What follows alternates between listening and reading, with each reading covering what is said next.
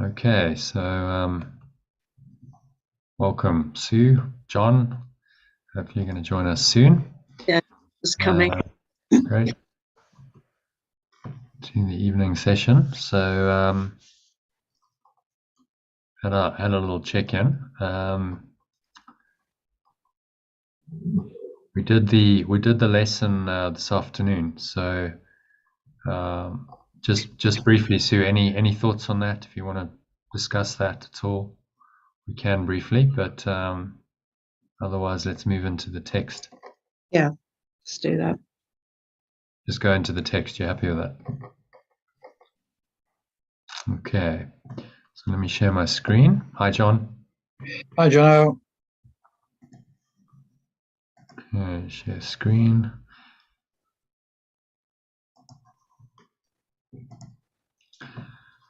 Okay, so this one's called The Only Answer.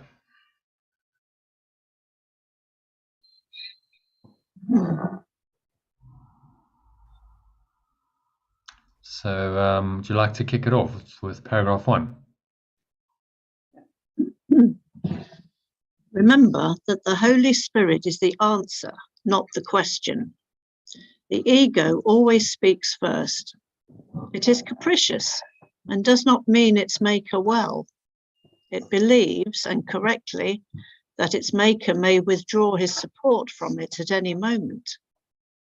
If it meant you well, it would be glad, as the Holy Spirit will be glad when he has brought you home and you no longer need his guidance. The ego does not regard itself as part of you. Herein lies its primary error, the foundation of its whole thought system. Okay, that's interesting. The ego does not regard itself as part of you.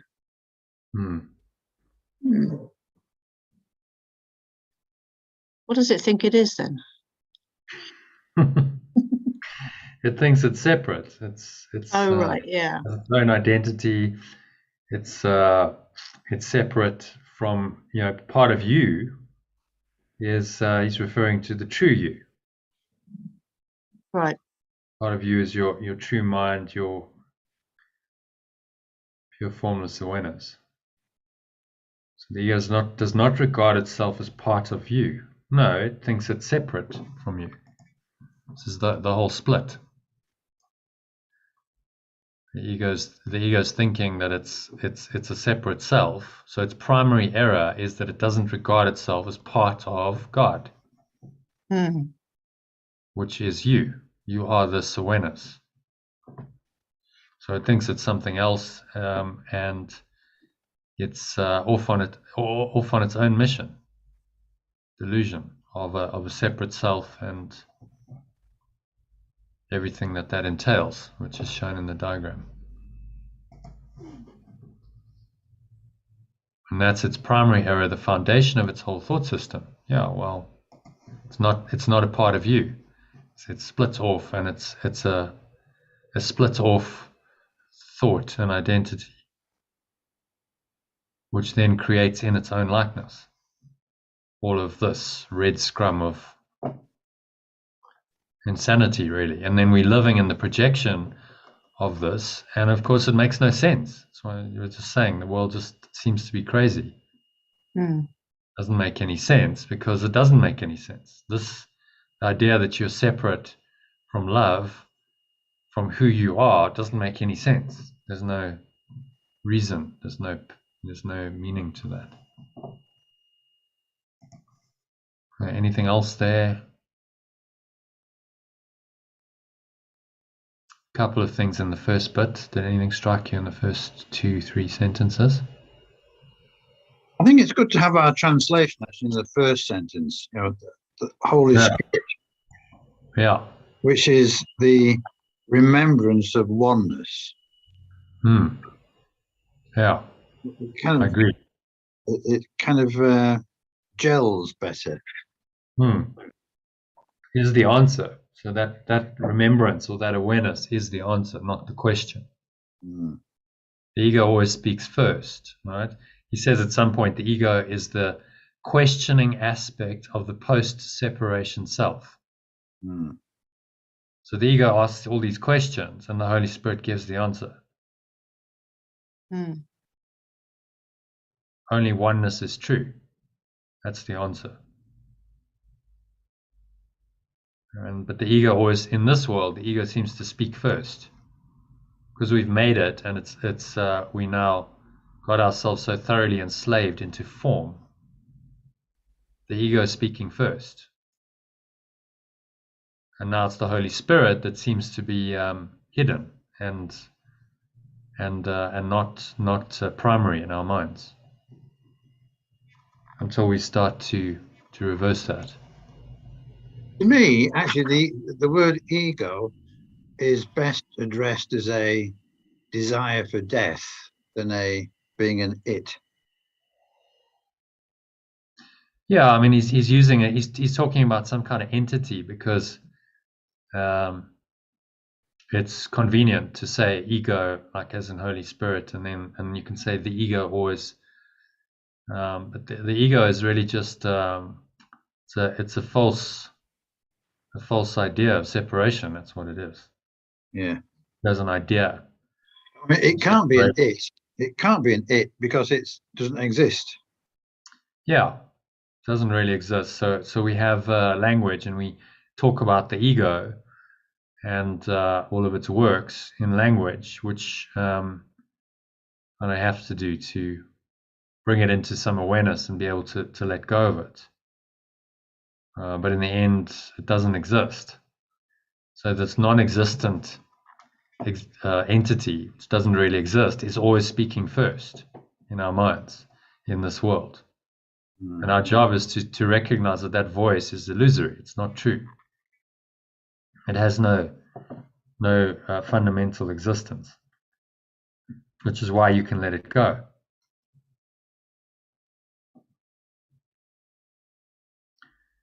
It's capricious and does not mean its maker well. So capricious means it's very changeable, changing its mind all the time. Let's look at the exact meaning of that, but that's pretty much what capricious means as I understand it. Yeah. Given to sudden and unaccountable changes of mood or behavior. Yeah, I think it's the unaccountable, isn't it? Sudden and unaccountable. Yeah, changing according to no discernible rules and unpredictable. Yeah. It's quite a good description, actually. Chosen there.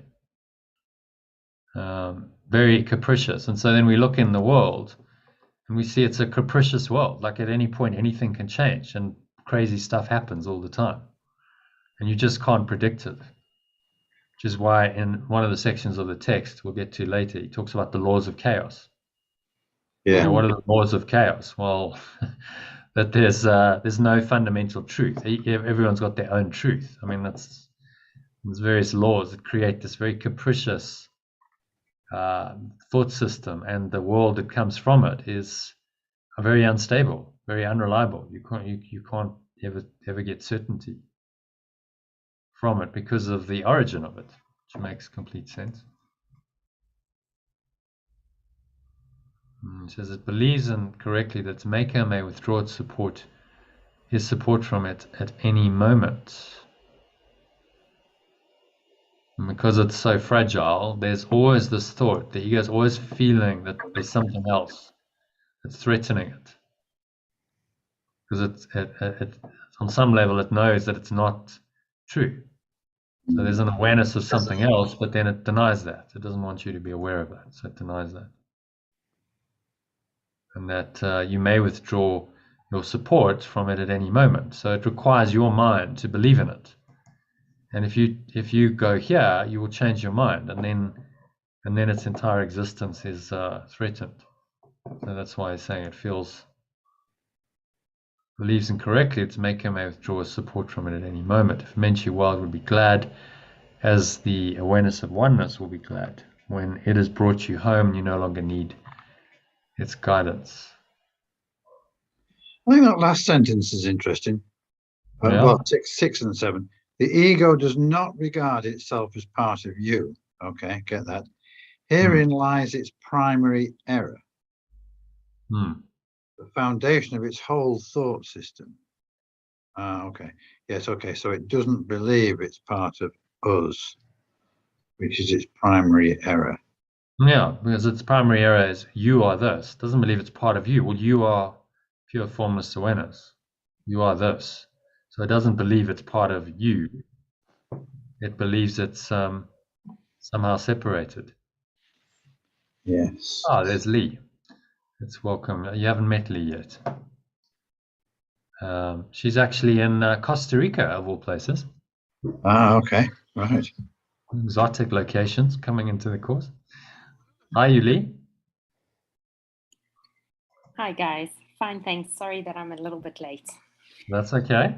Time is you'll learn as you go through this. People join when they join, so it's quite okay. We just started, so welcome. Yeah, welcome to your first session. Let me introduce Sue and John, who are doing this since June last year. Hi. It's nice to be online. Yeah, welcome. Do you want to just put your video on quickly? You can take it off if afterwards.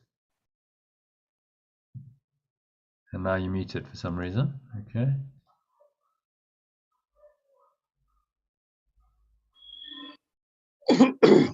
Okay, don't know what's happened to Lee. Okay, so Lee, when you're ready, unmute yourself. Oh, there we go. Hi, Lee. There we go. Hi, guys. Yeah. Hi. Yeah. Hi. Yeah. Great. Thanks for joining. We're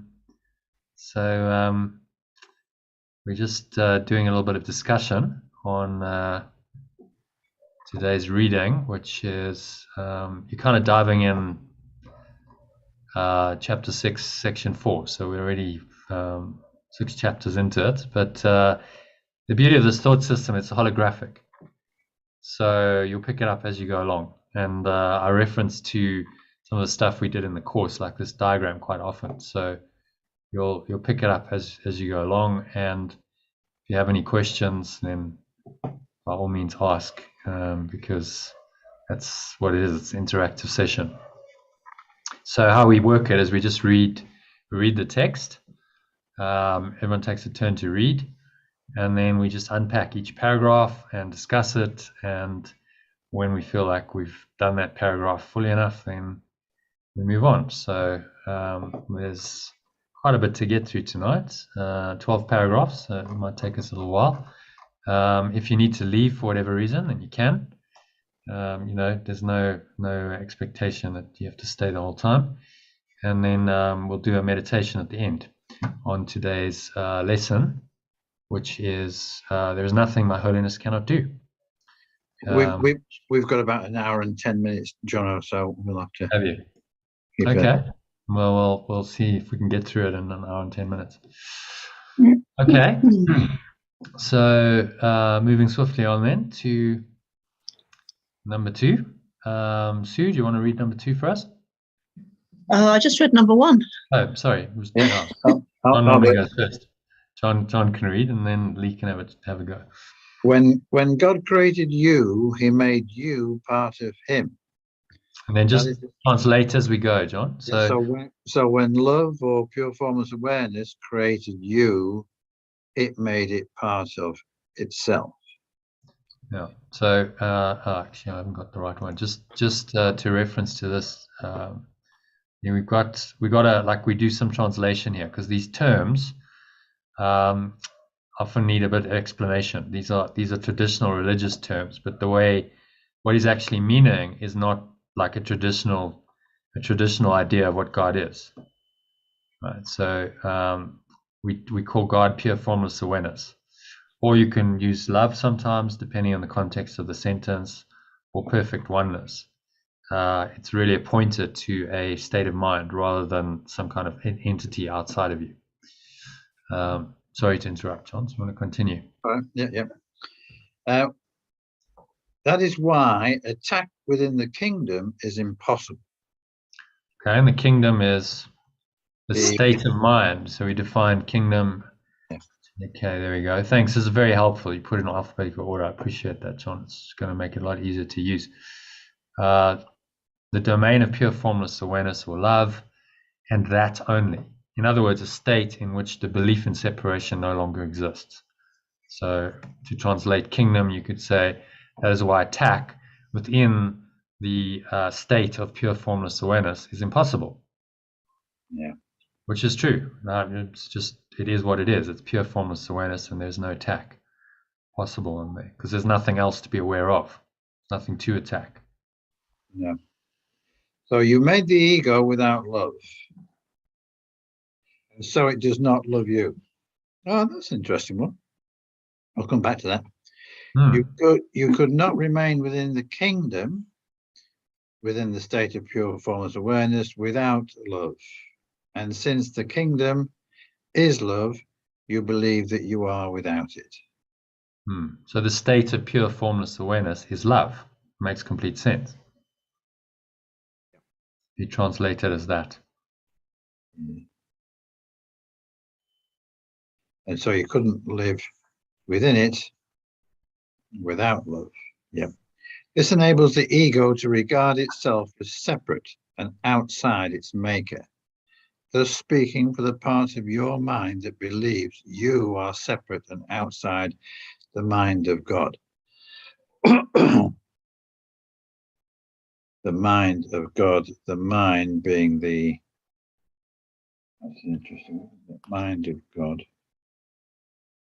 Yes. You can use mind. I think the mind of pure formless awareness.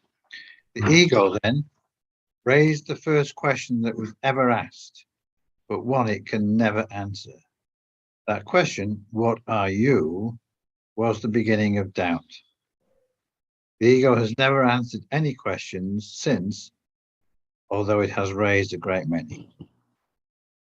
The most inventive activities of the ego have never done more than obscure the question, because you have the answer and the ego is afraid of you. Because you have the answer and the ego is afraid of you.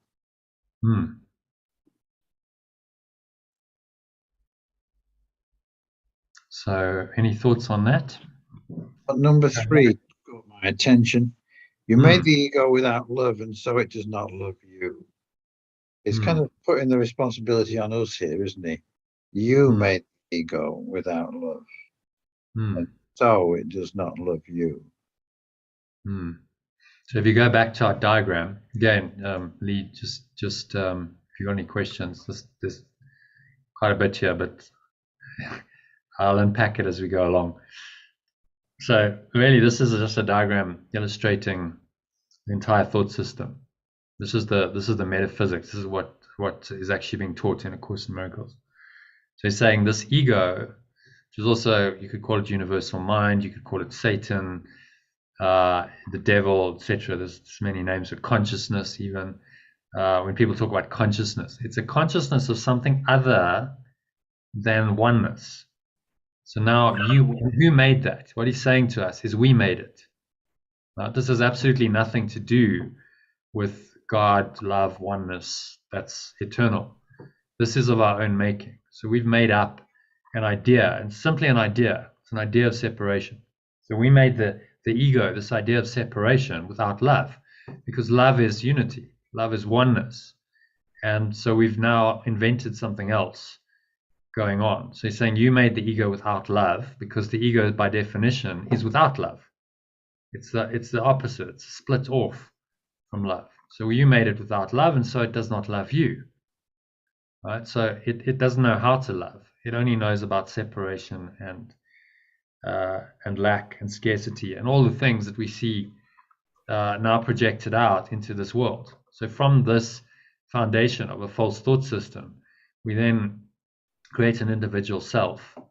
We all have this individual identity, but it started off at the mind level as just one individual self, and then it got fragmented into multiple individual selves. And fundamentally, underneath all of this, there's this tremendous sense of guilt at what you think you've done. So your individual identity is underpinned by guilt at this sin of destroying God or love or oneness, because that's what we think we have to have done in order to have created another identity, right?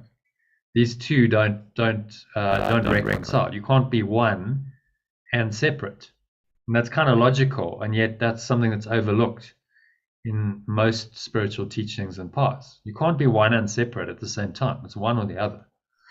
You can vacillate between them. And so what Jesus is saying to us in this is, look, you got to choose here. You can't be this perfect oneness and separation simultaneously. You've split your mind. And now you have this part of your mind that believes in separation called the ego that is not love. And it does not love you. It's actually very destructive because it believes in guilt and sin. Therefore, fear is a consequence. If you think you've really done something terrible, then you think that you're going to be punished for this terrible sin. So you have this false expectation of punishment appearing real, which is fear. You invent a fearful, wrathful, separate God somewhere out there, which is what most religions have done. So we create God in our own image. This has nothing to do with the true God of pure formless awareness. It's just a false God, an idol in our minds. And from this really rather twisted, insane thought system, we then project out and we create an external world. So this is the only teaching I've really seen that explains, well, why did this universe even come about? You go to science, they can say, well, there's this Big Bang, huge explosion of energy that's been expanding ever since, and then they try and explain all that. So science talks about the how, but doesn't talk about the why. It doesn't say, well, why did that happen? They can't answer that because it's a philosophical question. It's not a science question. It's not a how question. It's a why question. And so this explains it. It says, well, this tremendous, the intensity of all this thought and emotion was so intense that the mind projected outwards and then creates something outside of itself. So we literally went out of our minds, projected our thought outwards, and that's what we're living in. We're living in the projection of our thought, which is what the universe is. It just doesn't seem that way. And we think we've got an internal world, and we think we've got an external world. The integral model talks about individual interior, and then an exterior world. So we think that there's now an inside to our mind and there's an outside to our mind. And we operate within this construct. And what he's trying to say to us is that it's all mind, it's all thought. You just see them as different. You see the external world as somehow different and separate from the internal world. So in this world, this model is useful. But in truth, it's all mind. It's all a projection of mind. And we're caught up in a projection of mind. And the ego has now created this very complex system of thought, which it's a very unhappy thought system. It doesn't make anyone happy because it demands that you must have guilt and sin. You must project that out. You must attack. You must blame. And then we believe that we're somehow victims of a cruel world that's outside of us, living a helpless, enervated little life. Limitation, lack, loneliness, and suffering before we die. That's sort of the human condition. And we've divorced ourselves. We've denied this. So we think that only this is true. So to go back to our text, that's just a very brief overview. To go back to this, what he's saying is that the ego was made without love. And that's the foundation of its whole existence. And so it regards itself as separate from you. Speaking for the part of your mind that believes you are separate and outside the mind of God. So we believe that we are not this awareness. We are somehow outside of it. We've gone out of our minds and we think we're in a body living in a world, in an external world. That's very fearful. This is what he's referring to here. And then we ask the question, now that we've done this, we then go from this perspective, well, who am I really? Am I really human? Am I really a body? Am I really doomed to seemingly experience limitation, lack, loneliness, suffering, and death? Or is there something else? And this is the question which we ask, and the ego can't answer. Because within the ego's framework, because it's denied this, there is no answer. No, yes, you are a body. You are this individual self And that's very obvious. You have a body, you can see it, feel it, touch it, taste it. You can see the external world. There's other people who call you by name, who tell you that you're a body, that you're an individual. So it must be true. But it's based on a denial of this to start with, at the very foundation of it. So therefore, the whole thing is untrue. And our job is simply to see through the untruth in our daily lives, as these things show up, and remind ourselves, look, this is actually what's true.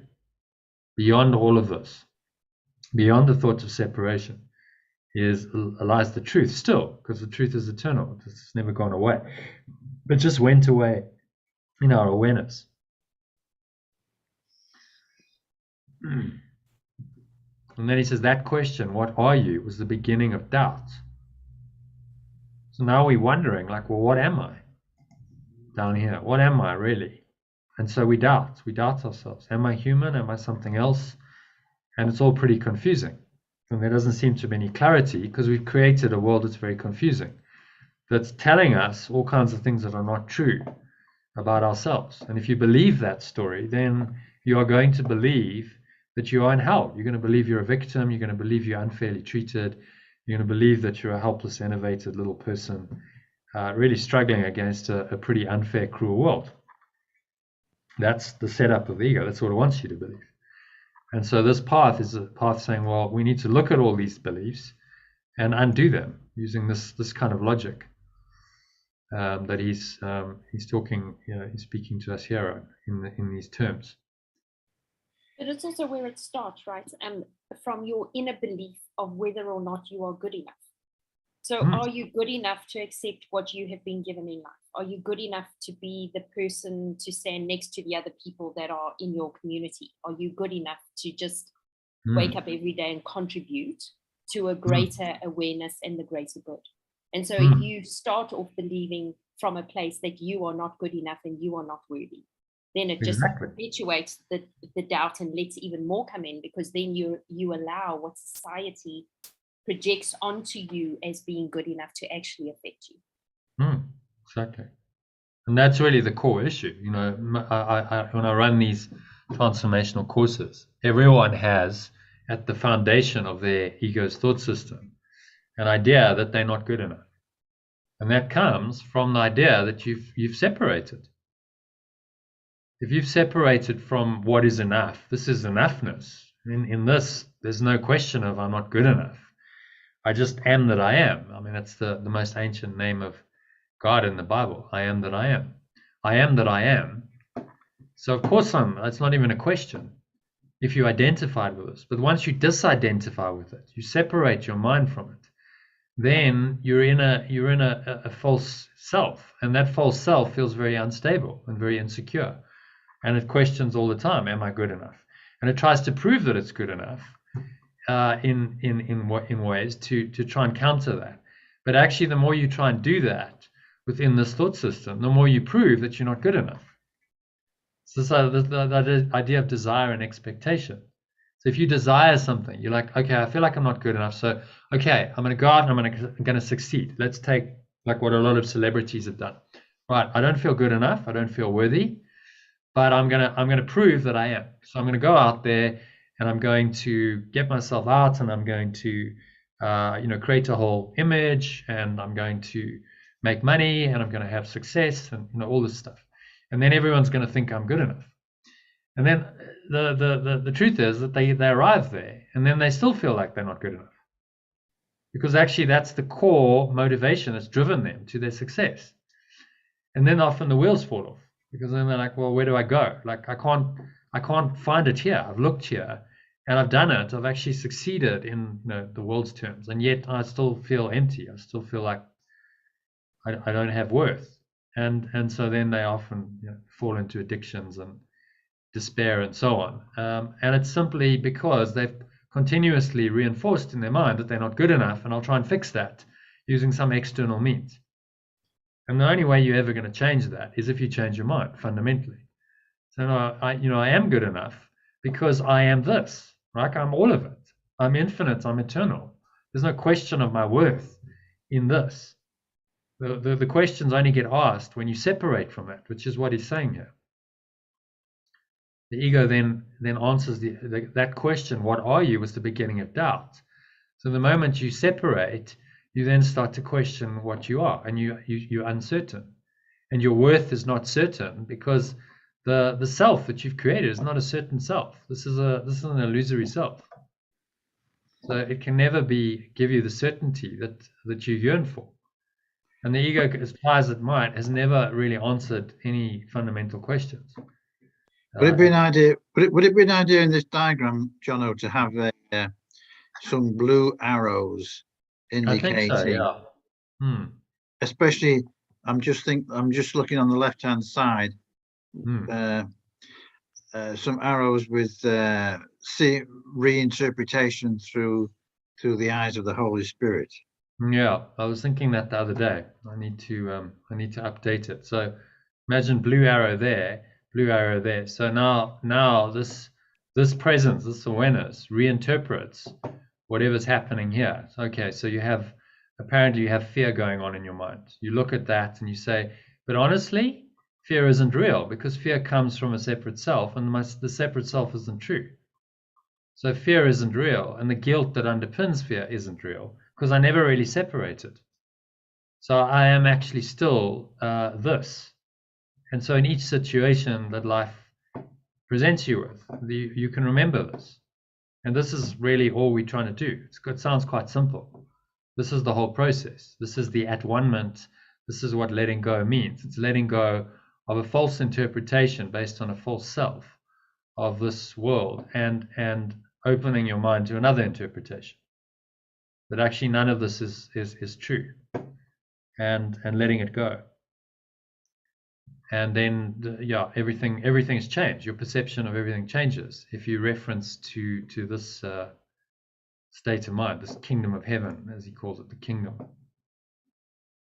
So that's something I must do at some point. So any questions on number 2? Is it sort of making sense for you? It's kind of you're diving straight in here, but it's all good. Is it making sense? I'll get there. Some of the points make sense. Some of them I'm going not quite, but I'll get there, I'm sure. By the time we get to chapter 7, I'm sure I'm going to have wax. Oh, really? Okay. We're going to be fine. Well, I'll understand. If that's the case, then you're a very quick learner because no. Then what I mean is I'll understand the process. So yes. Okay. One chapter is not going to do it for me. Yeah. Do you want to read number 3, paragraph 3 first? Sure thing. Do you want to tell me what the inserts are for Holy Spirit, or are you happy that I just use Holy Spirit on the understanding that we're not meaning the biblical sense? Yeah. So the Holy Spirit is actually the remembrance of oneness, or the awareness of oneness. Where do I find that document? I haven't sent it to you yet, so. Oh, okay. It's on my computer at the moment, but I can send it out. No, that's fine. I'm going to send it out to everyone actually, because John's just it's kind of been a work in progress, and so he just reformatted it into alphabetical order, which makes it a lot more usable. Okay. So Holy Spirit, also known as voice for God or universal inspiration, is the remembrance or the awareness of oneness, or pure formless awareness, which is the reinterpreter of the dream or the illusion of form from the perspective of oneness to return the mind to the perfect awareness of oneness. Okay, so a bit of a mouthful, but just the awareness of oneness or the remembrance of oneness, which if you read it, so what I'd suggest is read it as Holy Spirit first, then get to the end of that sentence and then go read it again and translate and just see how that changes your understanding. You cannot understand the conflict until you fully understand the basic fact that the ego cannot know anything. The Holy Spirit does not speak first, but he always answers. Everyone has called upon him to help at one time or another, or in one way or another, and has been answered. Since the Holy Spirit answers truly, he answers for all time, which means that everyone has the answer now. Okay, so then go back and translate. You cannot understand the conflict until you fully understand the basic fact that the ego cannot know anything. The universal inspiration, right? I've got that right. Does not. Yeah, so you can use that, but probably more helpful is the remembrance or the awareness of oneness. Okay. So the remembrance of oneness, try that, and then The put it. remembrance of oneness does not speak first, but he always answers. So then it becomes an it. So what I quite like about that is there's no gender to this. The Holy Spirit and God are not male, but obviously if you're using it as an entity, then the nature of the language is you have to make it male or female. Neither is it female. People go, oh well, God is now a her, but that's not true either. None of it's true, because male and female are part of duality, and this is going beyond duality. So the language just points you beyond the dualistic nature of this world to non-dual. It's a non-dual teaching. Okay. Everyone has called upon him for help at one time or another, or in one way or another, and has answered it. So everyone has called upon it for help at one time or another, and has been answered. Yeah. Since the remembrance of oneness, right? Since the remembrance or awareness of oneness, yeah. Okay. If you remember, Answers then you're aware of truly. it. So. Answers truly. It answers for all time, which means that everyone has the answer now. I mean, it's just there, right? Like what it's saying is, you know already. It's always there. It's never gone away. No. So it doesn't matter what the ego's done and invented. This is always there, and it's eternal. So it's always there. It always has been there, and it always will be there. That's why it's eternal. It's permanent. It's the part of your mind that cannot be undone, that cannot be destroyed. Your eternal nature, which is always there. So in every moment, it's there. It's never not been there. It's simply that in our awareness, we denied it. And so because we've done that, we then put ourselves on this crazy timeline. We come into a body, and we journey through our lives, and we have all these situations and events and circumstances. And when we attach, the ego wants you to attach to the timeline and say, this is who I am. I'm now defined by the things that have happened to me. I've had various traumas. This is just a kind of average human life with various traumas coming along the timeline.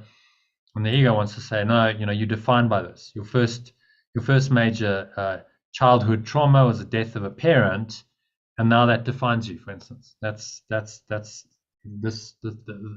defines your identity. And then more traumas come along, and you're attaching to it. And this is saying, but actually, this is still true. All the time, as we're journeying on this timeline, this is always there, and it's always true. The only question is it true for you? Because if you've denied it from your awareness, then the alternative, the ego, is what's dominant in your mind, and that's the case for most people. So then you attach to the timeline, you attach to the character, and you forget this. You forget that there is something else that you've denied.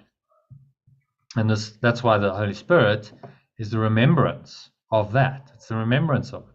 That's all it is. Remember that there's something else beyond time, beyond space, beyond the human condition.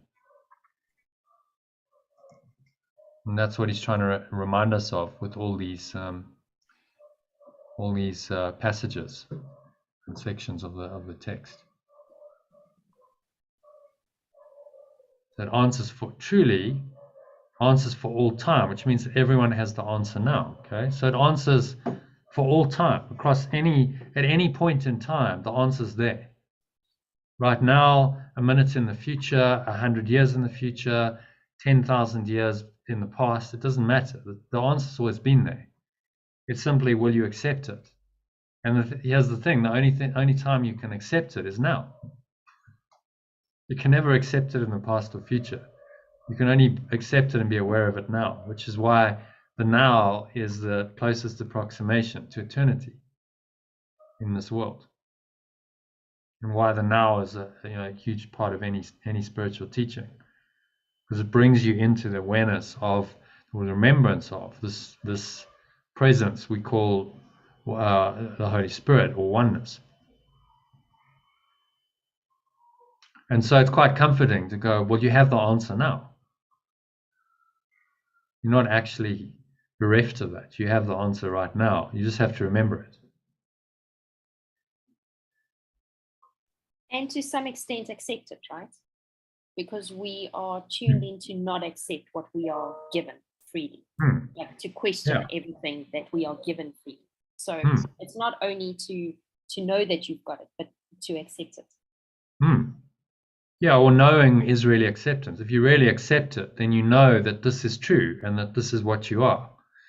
But that the journey is spiritual awakening is to become more and more certain of this. Because initially you doubt it. You know, you've really identified with this and you believe that this is true.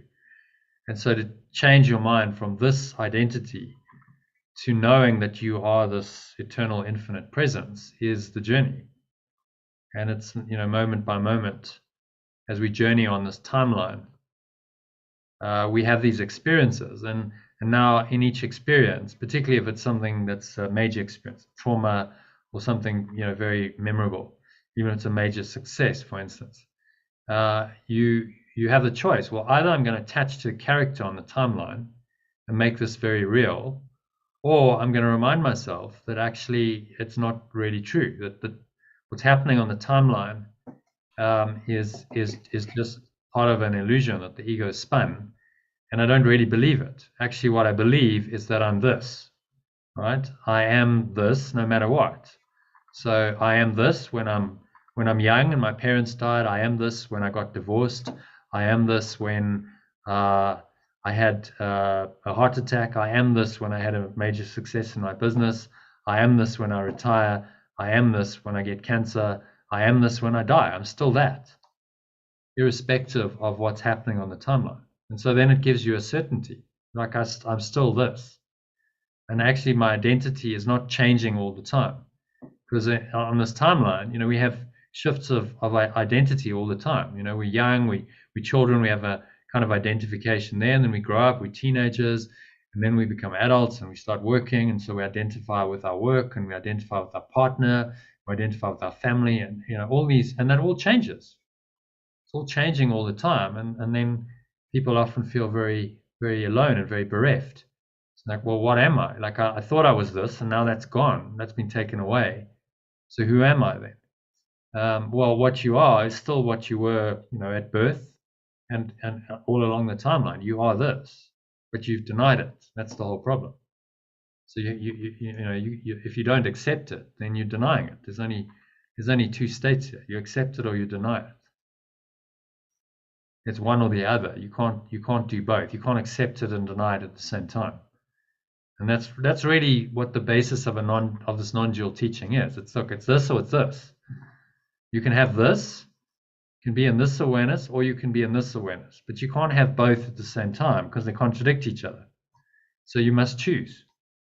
And when you accept the truth, then you're choosing this. And if you deny it, then by default you're choosing the ego, because that's the opposite. That's the alternative to this. So there's only two thought systems. There's two identities and thought systems, and in each moment you're being asked to choose which one you're going to identify with, which one you're going to believe in.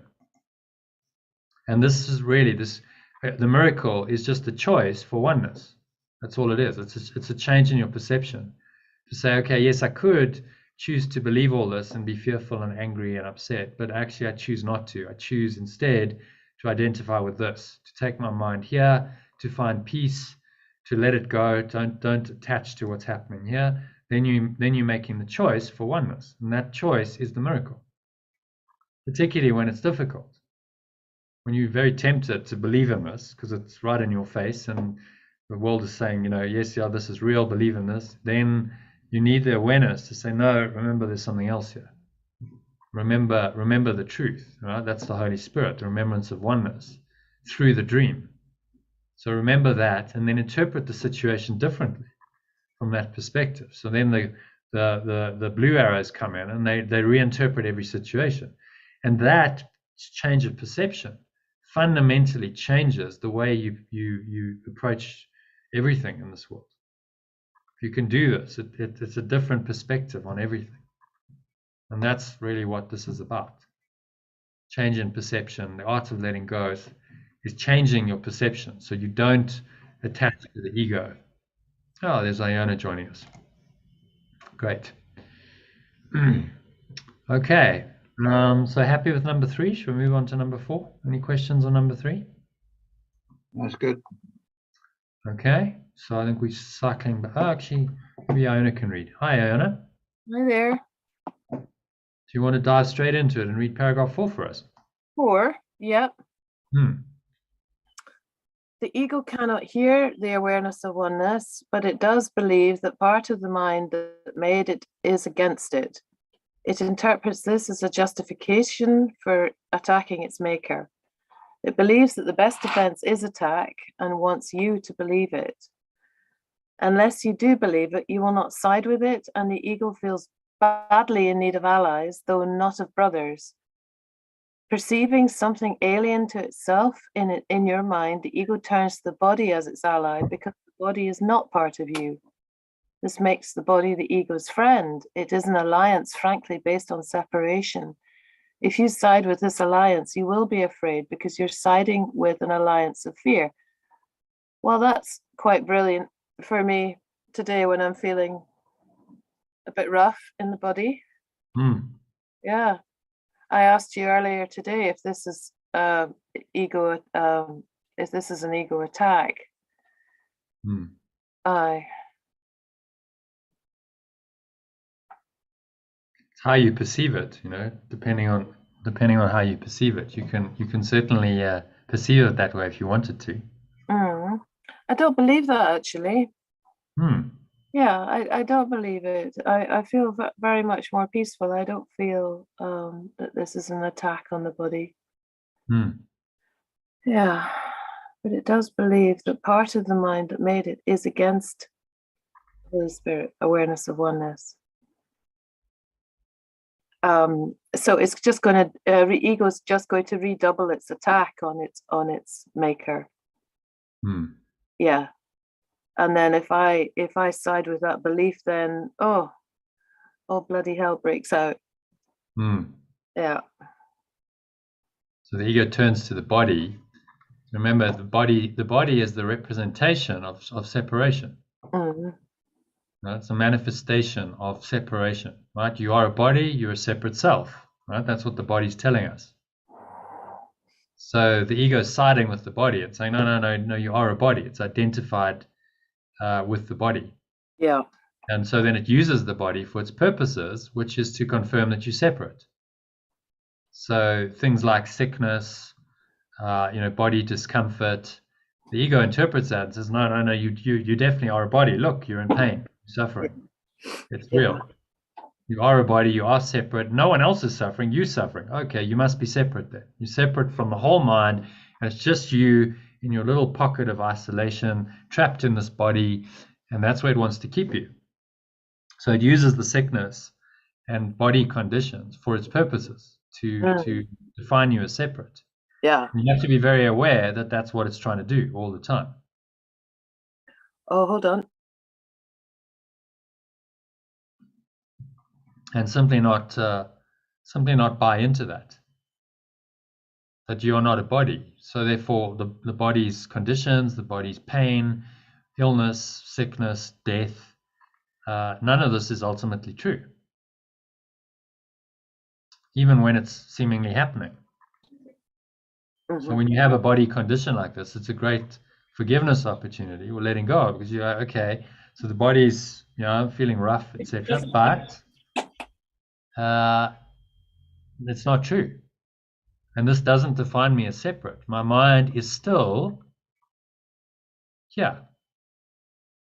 And so then you let go of all of the thoughts and emotions that strengthen this, and you remind yourself that this is what I am. I am still this, even in the face of whatever the body is throwing at me. So how you then perceive, you might have a body condition like a sickness, or you've had some detox kind of symptoms, whatever it is. But how you perceive it then is a choice. If you perceive it from the ego's perspective, you're going to believe that you are a victim, that you are a body, you can be threatened. We've just seen the last couple of years with the virus. I mean, it's just so many people are believing this. Yeah, I'm a body, I can be threatened, I need to take defensive measures to protect myself. So, all the masks and the vaccines and so on, it's all protection for the body, and you're identifying yourself as a body when you do that. And this is saying, well, you're not really a body. So don't interpret whatever happens through the lens of the ego, because it's an alliance, frankly, based on separation. If you side with this alliance, you will be afraid because you're siding with an alliance of fear. If you think that you are a body, then this is a very, very fearful reality, right? Bodies can be hurt, bodies can be attacked, bodies can suffer, bodies can die, and they frequently do. So if you believe that, then how can you be rooted in your pure formless awareness, in love? Your mind is going to be fearful. You're going to be continuously looking out for your safety and your security, and trying to protect yourself because you think you're very vulnerable. That's what the body tells you. But you have a choice as to how you identify with it. How are you going to perceive the body? And that is a choice. That's not set.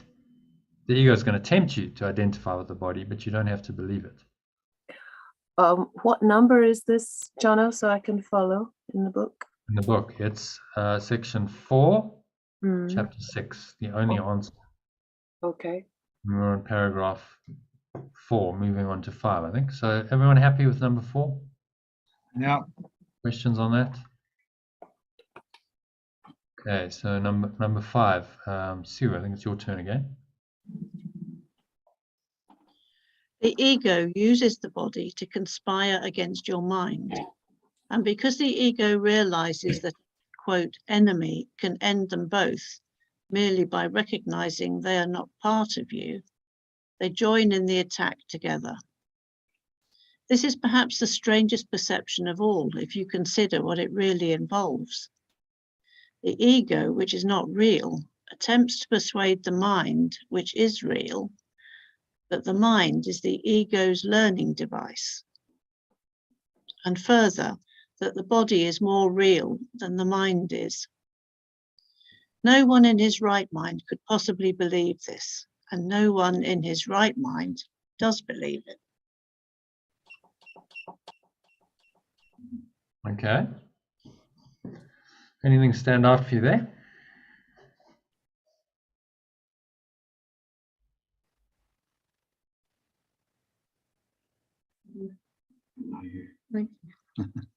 I'm just thinking that the body is a means of communication. So the body is neutral. And the ego is therefore trying to use the neutral body, the neutral body to conspire against the mind. And what he means by there is the positive mind, the spiritual mind, because mind also is can be either spiritual or egoic. Yeah, well, the ego is simply the misuse of the mind. You've misused your mind to believe in a false idea. Yeah. But mind beyond the false idea then becomes capital mind. You're now in the mind of God or love or pure formless awareness. So that's all that's left. If there's no separation in your mind, then all that's left is this. So the ego is just using the body, which it made. So although the body is neutral, you can perceive it as neutral. Remember, the ego made it. Spirit didn't make the body. The ego made the body. Yeah. As an expression of separation. So now we can believe, because we're in a body, that we're separate. And it's a setup. We're born into bodies, and we're born into the idea of separation through the body. But we still have a choice as to how we perceive it. That's what he's saying here.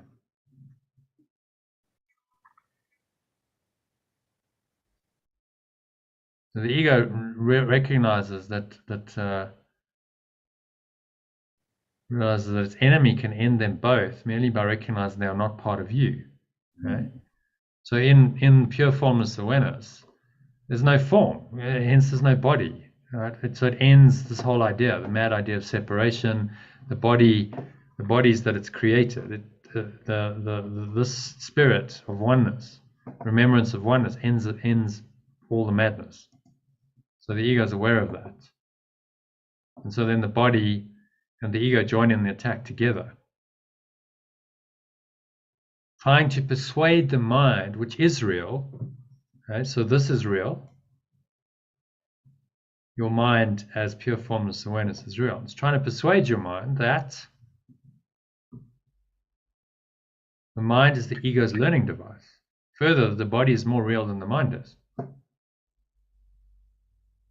So your mind, the ego is telling you, your mind is only useful insofar as it's teaching you the idea of separation. Okay? So the ego is the idea of separation. So the ego's learning device, if the mind is being used as that, then you're going to be learning separation with your mind. And if you look at the learning of the world, that's pretty much what we are taught. Yes, you are separate. You are a body. We taught the ways of the world. We taught how to get ahead in the world. We taught how to protect ourselves in the world, keep ourselves safe. And this is how the ego is using the mind. And then it uses the body in the same way. It identifies as a body and it says, well, you're a body. The body is more real than the mind is. So the ego is trying to convince you that you are a body.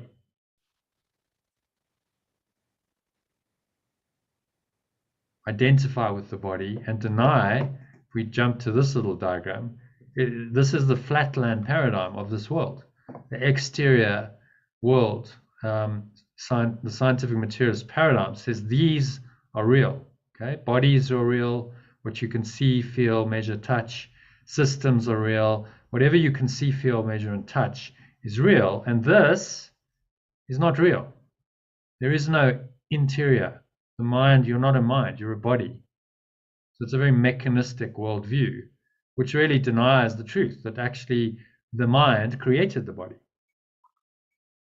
The intentions of the ego created the body and the external world. It's a projection of mind, not independent of mind. It's a projection of mind, or an extension of mind, depending on how you want to see it. So you cannot deny these internal interior domains, because you deny the very cause of this, which means that now you're living in this kind of seemingly causeless world. The scientific materialist paradigm goes into talks about the Big Bang, but it can't tell you why. There's no it's just like, oh, it just happened, and there's kind of a void. Well, so why did it happen? They can't tell you that. And then it's empty. It's kind of a bankrupt thought system, because it's not telling you why you're here. It doesn't reveal. It tells you how, but that's not really that important. It's the why that really matters.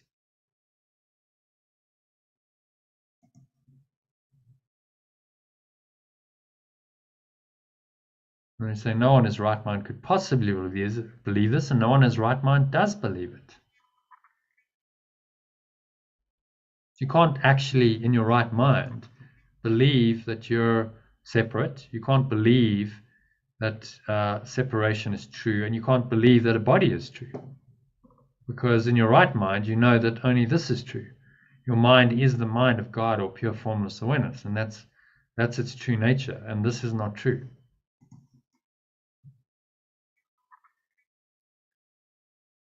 Okay, any questions on number 5? You want to give us a quick summary of that, Sue?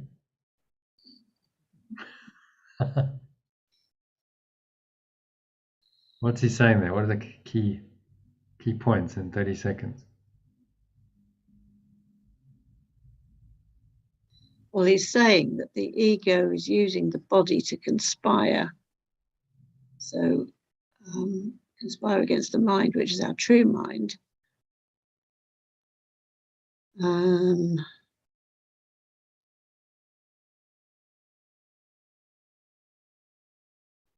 So the mind and the body together, or running the attack against the true mind and their oneness. You just faded out there. So there's 2 points here. He's saying the ego is, the ego is trying to tell you the mind is the ego's learning device. So the mind is to learn separation, in other words, and that the body is more real than the mind, which is part of that learning. And none of that is true. Okay, happy to move on. Yeah. Number 6, John, I think it's your turn. Hear then the one answer of the Holy Spirit to all the questions the ego raises. So here then the one answer of the awareness of pure form, of the awareness of love to all the questions the ego raises. You are a child of God, of love, of Source, a priceless part of his kingdom, its domain, which it created as part of him. Nothing else exists, and only this is real. You have chosen a sleep in which you have had bad dreams, but the sleep is not real, and God, pure formless awareness, calls you to awake. There will be nothing left of your dream when you hear him, because you will awaken. Your dreams contain many of the ego's symbols, and they have confused you. Yet that was only because you were asleep, and they did not know, and did not know. When you wake, you will see the truth around you and in you, and you will no longer believe in dreams, because they have no reality for you. Yet the kingdom and all that you have created there will have great reality for you, because they are beautiful and true. So this is very much a call to go back to pure formless awareness and let go of the dream.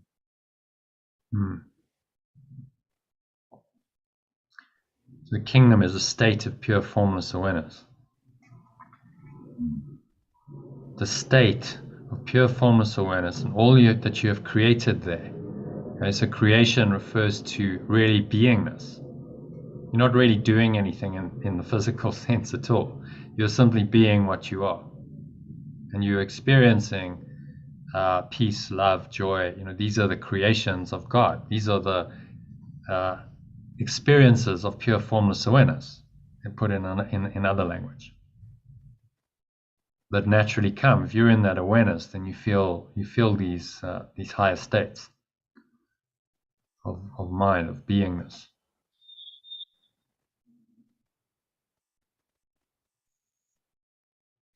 And Yeah. he's just, Yeah, I think that's a clear one, actually. I think that's makes sense. We're saying you're part of this and nothing else is true, right? Very clearly, nothing else is true. You've just been dreaming. The moment you had the idea of separation and believed in it, and then took your mind down this ladder of separation into a separate self, the moment you did that, you went into a dream or an illusion, and none of it is true. So think of a dream at night. We've all had these dreams, and it can be a nice dream, it can be a nightmare, and then you wake up and you go, it was just a dream. It was a bad dream. Oh, thank God it was just a dream. Okay, that actually didn't happen. So how do we know that that's not what's happening here? It's just a more vivid dream. It seems to be very, very real for us because we have these bodies and physical senses and so on. But how do we know that actually what we're experiencing is reality? We don't, if you're honest. You don't know. Seems to be real, but how do you know that your senses are telling you anything that's true? You have a dream, you're dreaming at night, it seems to be real, doesn't it? You can be like, somewhere, yeah, I was there, and you're having that experience, and then you wake up and you go, well, actually, none of that was real, it was just in my mind. So how do we know that this isn't another form of a dream? And this is what he's saying. Saying, well, actually, that's exactly what it is, which is what all the mystics and great spiritual teachers and masters have said throughout the ages. You know, this is you're dreaming. The body's a dream, the world's a dream, your sense perceptions are a dream, and the dream seems to be very real, which is why it's convincing. Otherwise, it wouldn't have any power to convince you. It's set up to be convincing because the ego has to make a good case for itself and try and convince you that it's true and real. But it's a dream or it's an illusion, as he's saying. And you've got very confused in the dream. But the symbols in the dream are not true. And when you wake, you'll see the truth around you and in you. No longer believe in dreams. So awakening is simply looking beyond this. While you're still here, you have the body's eyes. You see this, but you see it differently. You interpret it differently. So you see the body differently. You see the world differently. You no longer see it through the eyes of the ego, which is all about separation and fear and attack and guilt and sin. And you don't see that. You simply overlook that, and you see that underlying all of this is this awareness, this presence that's always there, and it's very beneficent, it's beautiful, it's kind, it's gracious, it's generous, and you live in that awareness. That's the enlightened state. You're living from pure formless awareness, and you're using that awareness to reinterpret everything in the dream. And when you do that, then you're right-minded or miracle-minded. You've corrected your mind, and the return to God is almost there. If you perceive everything here through this lens, then you're ready for the final step, which is to return your mind fully to this. And at that point, you would not be a body anymore. You let go of the body, return your mind to this, and you are back home. Okay, so any questions on number 6? No, that's good. Lee?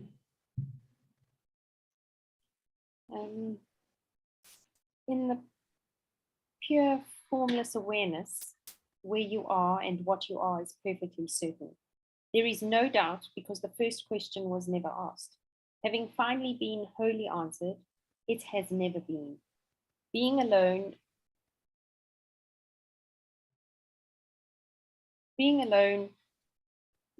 lives in the pure formless awareness, where everything lives in love without question.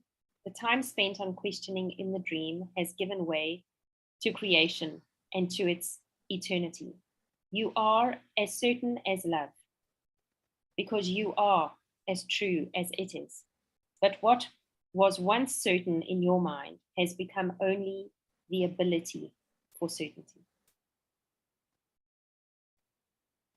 So that is saying that if you completely accept and live in the state of love, you're never going to ask the who am I question, and the doubt will never ever seep in.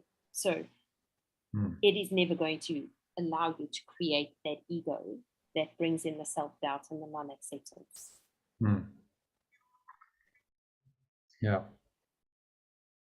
So our journey, the spiritual journey, is to return our minds to this and overcome the doubt. As the doubts show up and you question, you're not sure, just remind yourself, right? This is what's true, and only this is true. This is what I am. This is who I am, and this is eternal. So it doesn't change, irrespective of what's happening in this highly changeable world the ego's created. It's shifting, it's changing all the time. It's very capricious in its nature, which is changeable, unreliable. It doesn't matter, because this is my true identity. This is timeless and changeless. And then I don't question anymore. When you're truly enlightened, you don't question. You go, I know who I am. I know what I am. And it doesn't matter what happens here. Nothing can make me doubt. There's a deep certainty. And so our journeys are to train our minds to do that.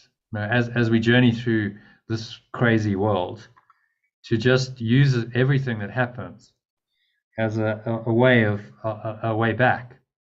So this is the genius of this thought system. What he's saying is that the very mechanism of the projection of the ego, which is the external world, is actually your way home.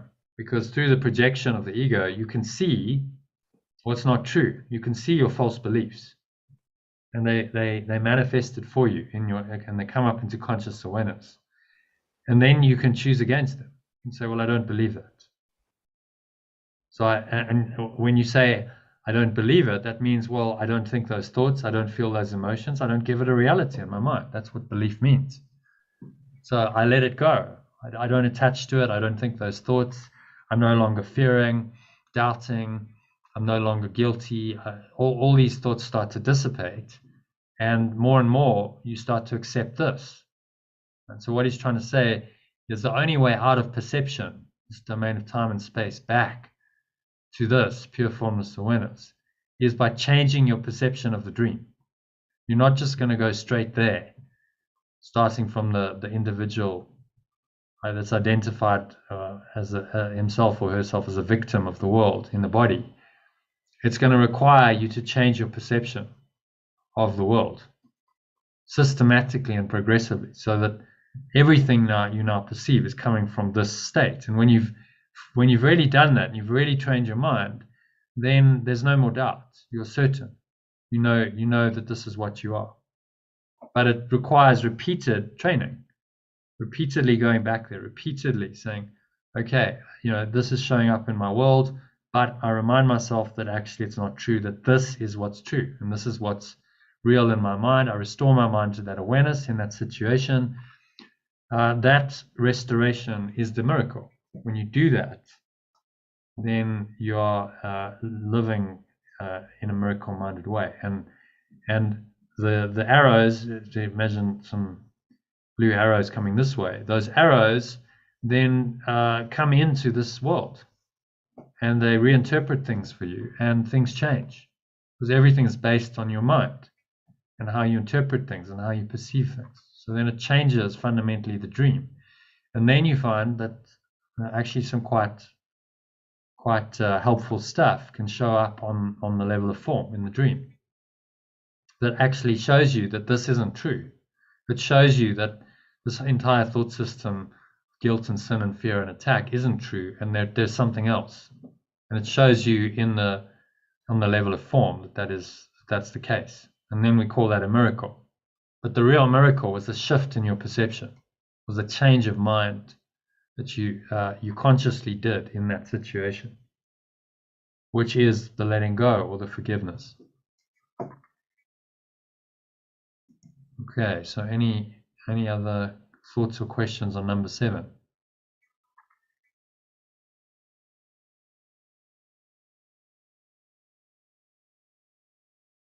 No? Lee, any questions? Okay, so I'm going to text you here. Can you give us a summary of that? A little summary of paragraph 7. Sorry, you cut out a bit. Are you asking me to give you a summary? Yes, yeah. Can you give us a little summary? Yeah, so for me, the summary there is that once you are in a place of acceptance and love, that nothing else, real acceptance of love, that nothing else externally can really get you to a point of disbelief or creating the ego and the negative thoughts and accepting them as being real. Once you're in a place of acceptance and love as well, when they do arise, you are better equipped to rebut them because you see them for what they are, instead of them being these dream-like notions where you believe you're living them, but they're not true. So you are arming yourself because you're coming from that place of oneness and love and greatness. Yeah, we're all said. And you don't question anymore. The time spent on questioning in the dream is given way to creation and to its eternity. So you are rooted in this, right? In your beingness. that simply is. And you're aware of that. And in creation and in eternity, there's just peace. There's peace, there's love, there's joy, and you're rooted in that. So, the universal hallmark of enlightened beings throughout history has been they're very peaceful, they're very loving. There's, none of the dramas of the ego affect them. They're just rooted in that awareness. And we can all have that, with the desire to do it. And so just some good teaching, good mind training. Everyone can attain that. In fact, you must attain it. He's saying this is your true identity, and you must eventually return to that. It's an inevitability.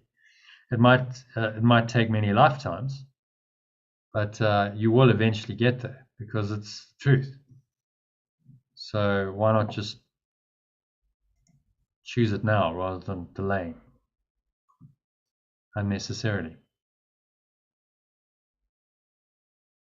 Okay, any questions on number 7? Can we move on to 8? So I think it's Iona. Iona, will you read number 8 for us?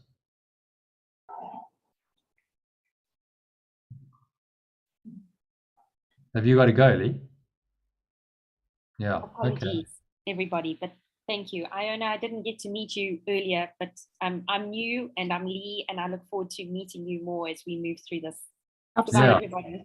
Have a good evening. Okay. Cheers. Hey. See you soon. Bye. The introduction of abilities into being was the beginning of uncertainty, because abilities are potentials, not accomplishments. Your abilities are useless in the presence of formless awareness, pure formless awareness accomplishments, and also of yours. Accomplishments are results that have been achieved. When they are perfect, abilities are meaningless. It is curious that the perfect must now be perfected. In fact, it is impossible. Remember that when you put yourself in an impossible situation, you believe that the impossible is possible. Oh. Okay, want to unpack that a bit? Well, I pick up that abilities are of the ego, and accomplishments are of pure formless awareness. And saying that my abilities are puny, useless in the presence of love's accomplishments, but also of mine. So it's good news, stop the unequal struggle. The accomplishments have already been achieved. That's great news. This is a naughty one. When they are perfect, abilities are meaningless. Perfect ability. When they are perfect, abilities are meaningless. It is curious. The perfect must now be perfected. In fact, it's impossible. And again, is that another ego construct? It must be. Perfect must now be perfected, right? Because you are perfect already, right? Yeah. So the idea that you can now become more perfect, that you can somehow improve on what is perfect, is actually impossible. Right. That's nonsense. Part of the ego thought system. However, then he says, qualifies us and says, well, yes, but if you believe in the impossible, when you put yourself in an impossible situation, you believe that the impossible is possible. So when you do this crazy thing of separating yourself from your source, then you believe that the impossible is possible. Oh, well, now I have to perfect myself. I have to improve myself because I've put myself in an impossible situation. Yeah. To start with. And enlightenment is just a realization that this is all impossible. None of this is true. And actually I am that I am. And there's no need, there's no degrees of that. There's no because if you believe in the ego's way of, the ego's always got an alternative to the Holy Spirit. So the ego's way of transformation is saying, okay, so you're not quite good enough as you are. So what we're going to do is we're going to go on this whole quest for self-improvement. You're going to improve yourself. And you're going to work, and there's a whole industry, personal growth industry. You're going to work, and there's seminars and workshops, and you're going to improve yourself, and you're going to become a better self, and you're going to, and of course it never ends. Because the underlying belief is still, I'm not good enough. In other words, I'm still not what I am. I'm believing in a false self. So now I'm trying to perfect and improve a false self. The belief that I need improving. Yes, exactly. And actually, all you have to do is accept that you are already that. You're already perfect. And get off the treadmill of continuously trying to improve and just accept it. So yes, I am that I am. I am that presence. And that's it. And I don't need improvement because I'm already perfect. And the ego doesn't want you to ever see that. No. Because if you accept that, then it's game over. Like, I am already that, which I am. And I don't need to strive to become better because I'm already whole and complete and perfect. You can't better perfection. So this is a fundamental difference between a true spiritual path, and say a path sponsored by the ego that's about growth. And what the ego is trying to do is say, well, you feel dysfunctional and unworthy, as Lee was saying, but that's okay. I've got the answer. I'll create a better self for you. We create a better self, and that self is going to give you the satisfaction that you yearn for. Yeah. But it's still a false self. You still are separated from oneness. You're still not accepting the truth that you are what you are, that there's just this presence, and that's all there is. Have you got to go, John? Okay. Yeah. So we'll see you tomorrow afternoon, hopefully. See you tomorrow, yeah. Yeah. Bye, Iola. Nice to see you, mother. Bye. Okay. Thanks for joining. Cheers, Jono. Thanks a lot. Okay. Only a pleasure. Okay.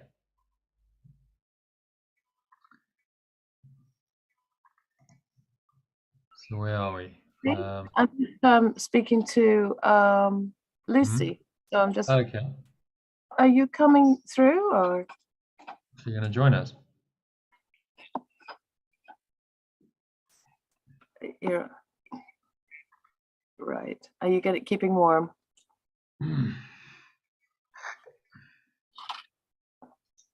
Okay.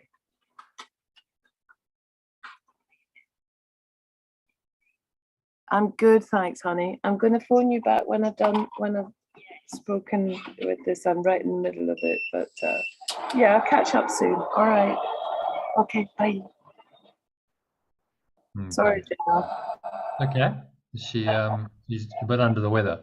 Yeah, she said she's freezing.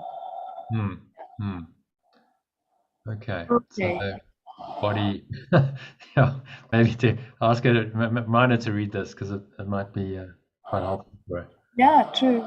The body awareness and not identifying with the body. True.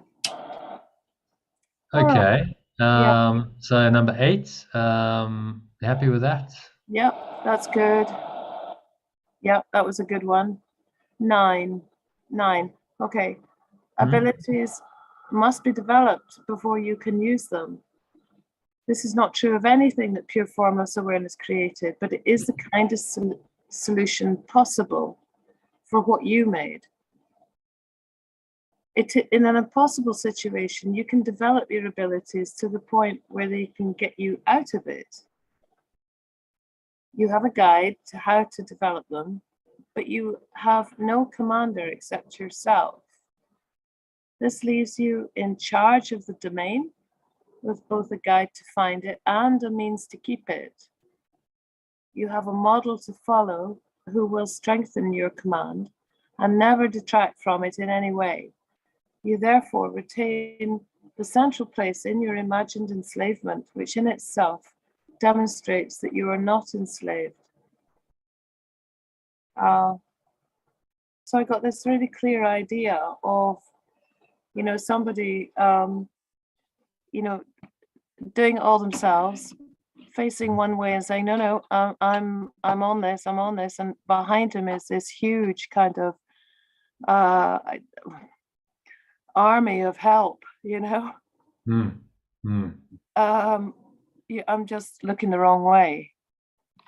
Who will strengthen your command and never detract from it in any way. So he's gonna, the pure formless awareness will support, never detract.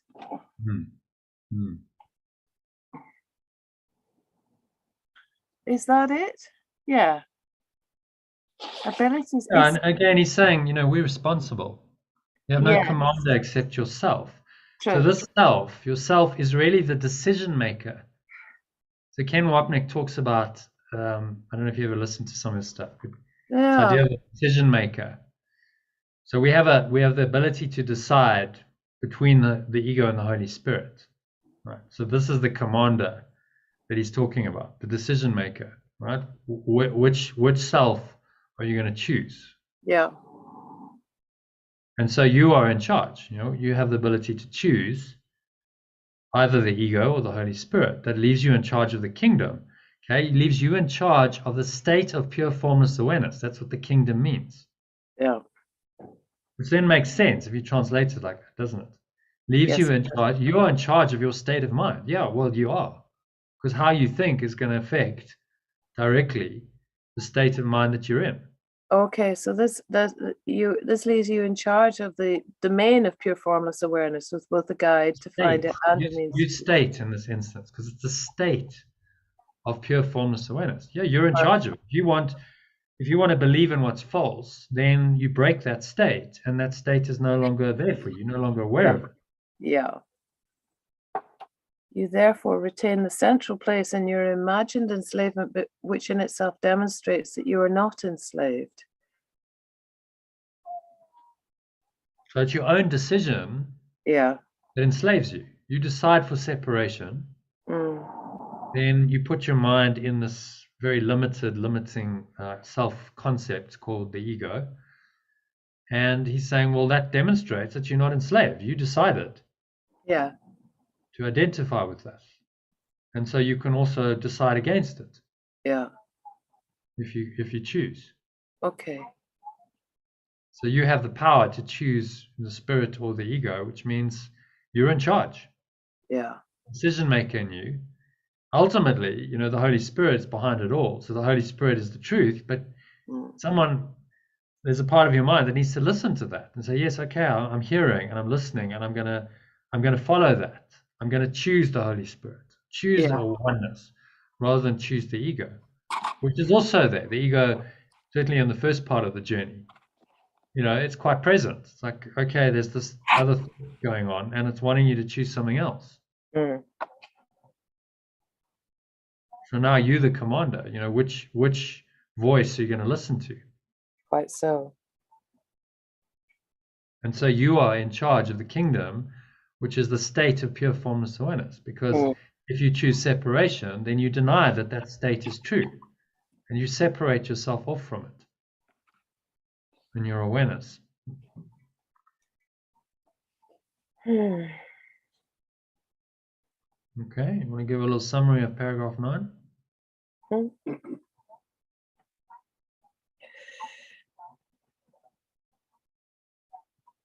The voice is being very kind here, saying develop your abilities, because that's where you are right now in the level of consciousness.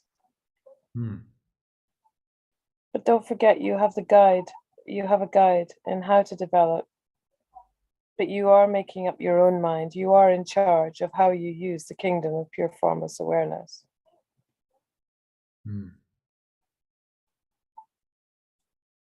So what I like about this, the idea of abilities, is he's giving us a way out, and he's reconciling this idea that we've got to perfect ourselves. And he's saying, okay, well, now you've put yourself in an impossible situation. This is what it seems to be. Yeah. But remember that you already are this. Okay, so to keep that in mind, you're not trying to improve a false self. You already are this, and your abilities are only temporary. Your abilities are simply there to restore your mind's belief completely to this. That's the only purpose of it. So you're not trying to make a better self. You're simply trying to remember the self that you are already. Yeah. And your abilities are helpful in that. Whereas the ego's version of this is going to say, no, you're actually trying to create a better self. So the self-image, the self-concept. Oh, okay. A lot of personal growth is really about creating a better self. Yeah, this kind of phraseology, being the best you can be. Yes. What does that actually mean? What is that? Or living your best life. Yeah. And there's a falsity there if you really look at it. Because who is the you that's living the best life? Mm. Is this just another false image? So you think you're this, you think you're a victim. Okay, well, I want a better self. So if I go out, and typically it's associated with magic in the dream. If I do stuff, I make stuff happen. I start a business. I get a designer body. I find the woman or man of my dreams. All this stuff. Oh, then I'll be elevated. Then I'll be a better self. Mm. And then the ego says, oh, well, that's good. Yeah, then you'll be a better self, and then you'll be happy. But if you look at what actually happens in practice, what some people who followed that path have experienced, it's quite the opposite. Mm. They'll go and do that, and then they can become, super successful. Yeah. Level of form, celebrities, and they've got all the money and the fame, and people look up to them, they idolize them, and yet they're miserable. Yes. They're not happy people, very clearly, from all the dysfunction in their lives. So much, dysfunction and suffering and addictions and, all of this. I mean, you read about it in these magazines, and yet on the level of form, they have it all. They're successful. They should be happy. Yeah. Why aren't they? And Marisa Peer, UK's leading hypnotherapist, treated a lot of these people. Yeah. And she says, well, the problem is they don't believe that they're worthy. Oh. That's the problem. So they believed in the ego. They thought they were unworthy. Then they try and fix it within the ego's thought system by going, okay, well, I'll become a better false self. So if I do this, then I will get the love that I'm lacking. If I'm successful and I'm, putting myself out there, and then people will love me. And they can't love themselves. There's no self-acceptance. Yeah, it's sad. Very.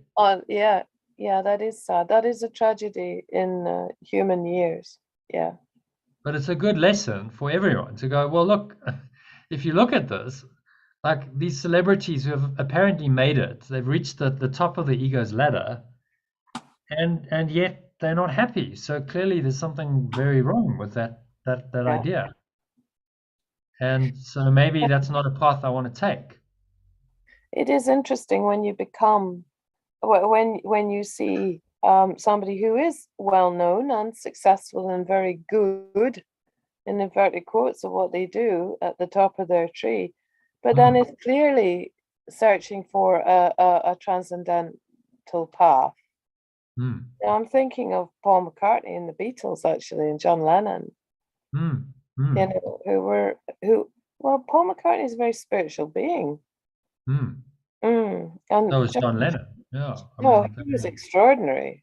Yeah, he was really onto it. Yeah, and I think what is interesting with the Beatles is that they didn't really buy into the illusion of their fame. They were actually on their own kind of spiritual journey, and they were exploring TM and these alternative states, psychedelics, and so on, because they were like, okay, so what's it really about? It's not really about the fame and the money and all of that.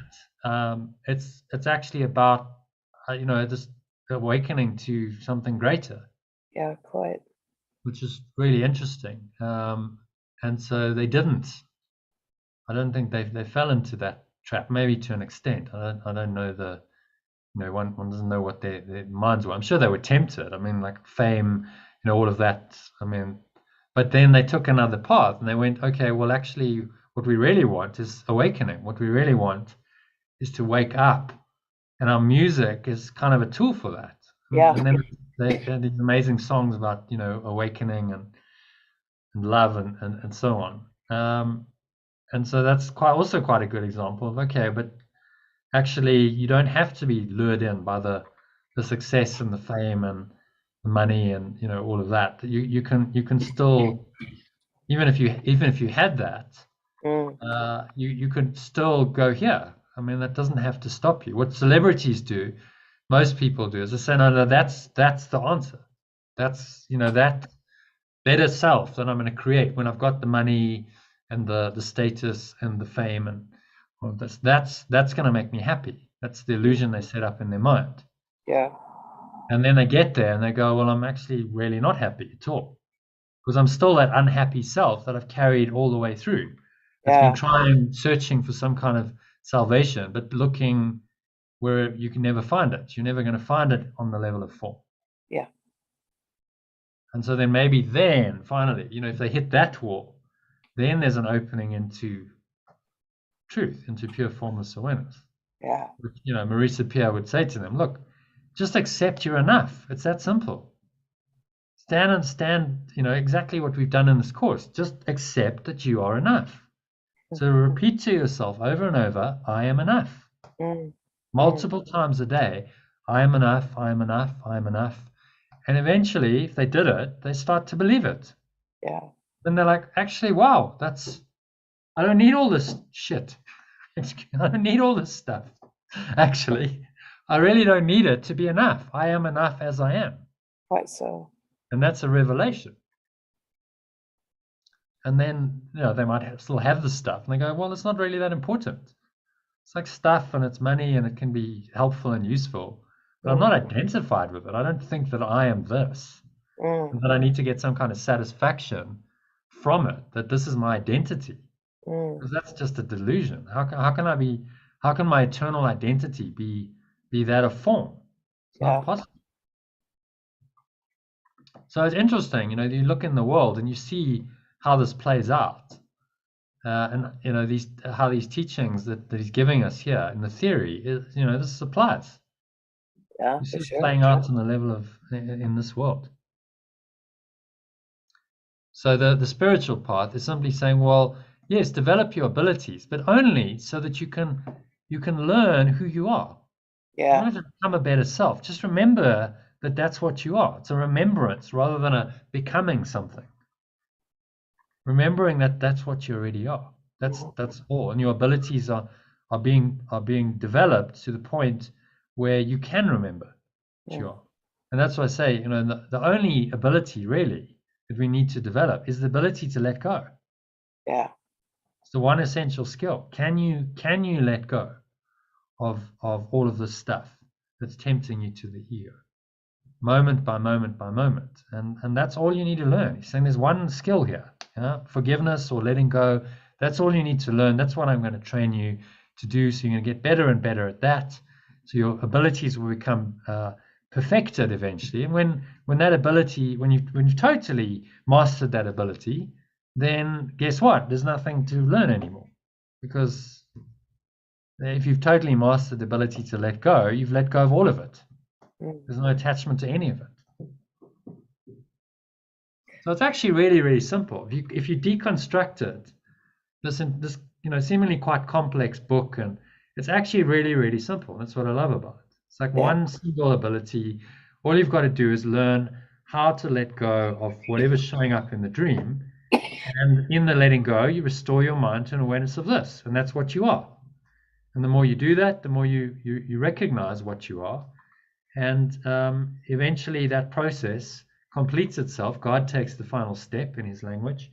Pure formless awareness simply arises in your mind as your whole awareness. And you're back where you started, realizing you never really left. Truth, the idea of separation simply disappears from your awareness, and everything that came from it, the entire universe, just disappears. Yeah. Oh, I meant to pick up that book today. The disappearance of the universe. Yeah. Okay. Have you read it or not? Yeah.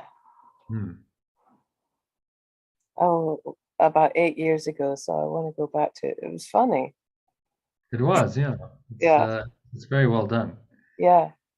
It's a good way in. It's a good way for someone to start with A Course in Miracles. I think. Yeah. That's what I thought. It's still true to the principles, but it's written in an understandable kind of vernacular, with a humor and. Yeah, it's very funny. Yeah, it is. Brilliant book. I like Gary Renard's sense of humor. Yeah, same. So number 10, Hmm.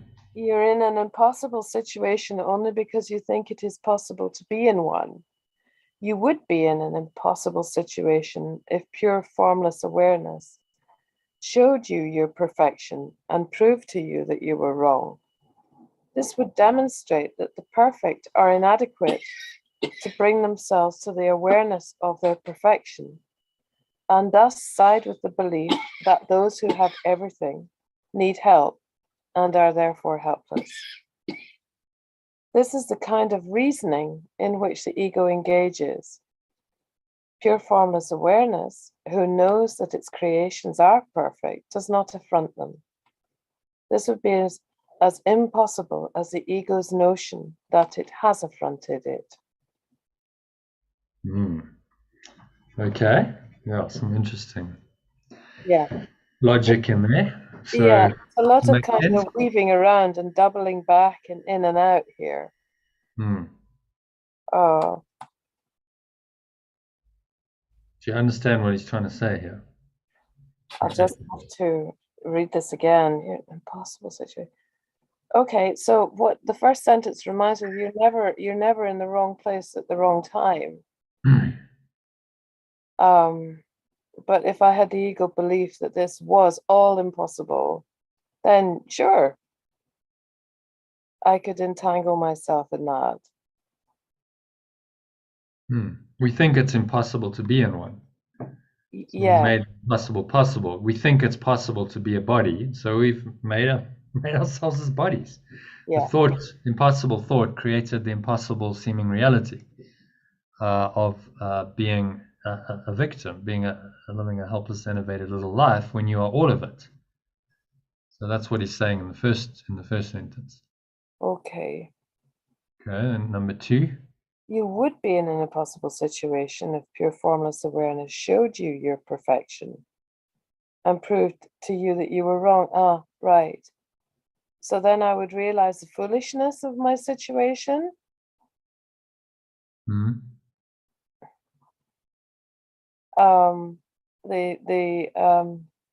insanity of it.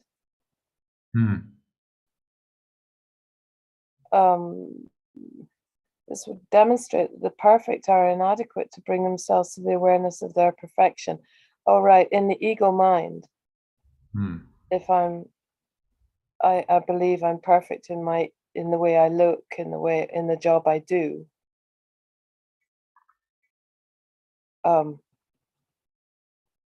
Thus side with the belief that those who have everything need help and are therefore helpless. Oh. Making sense. I think you might be misinterpreting it a bit. Yeah, I think I am here. Let's have a look at it. So really what he's saying here is if you think God is going to show you, right? Some force outside of you is going to show you that you are wrong,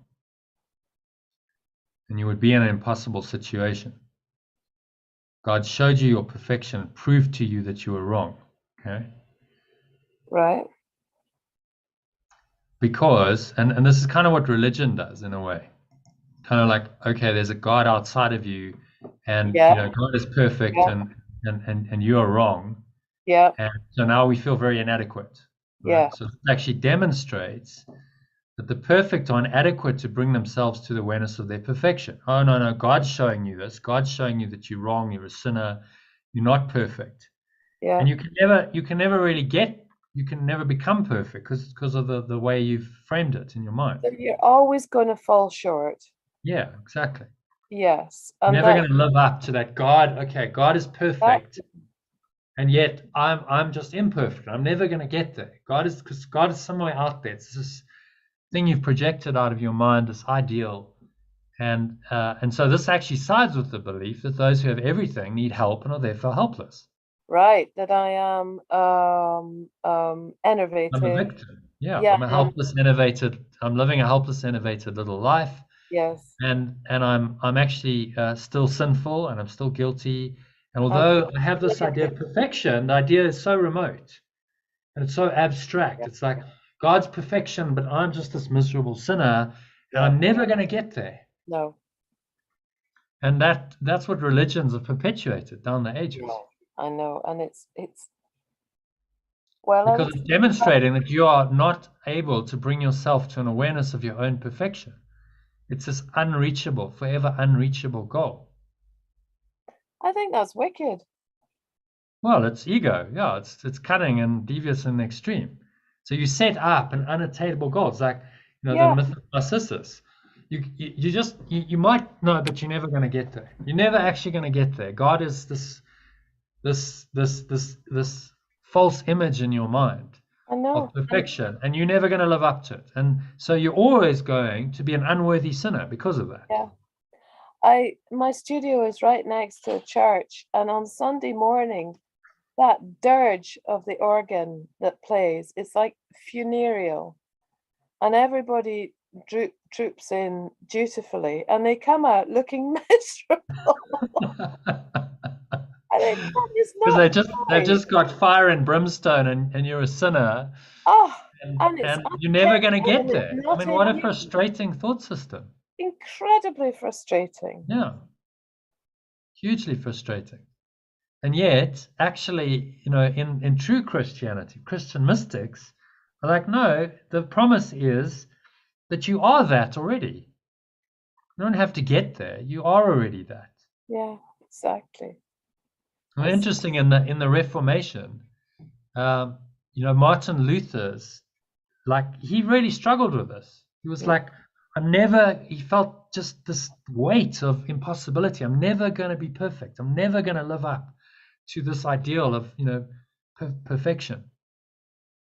And then there was one passage in the Bible where in Corinthians, I think, Paul said, well, actually by grace we are saved, not by works, but by grace we are saved. And he just couldn't get his head around that. Not by works, but by faith. So Ephesians 2.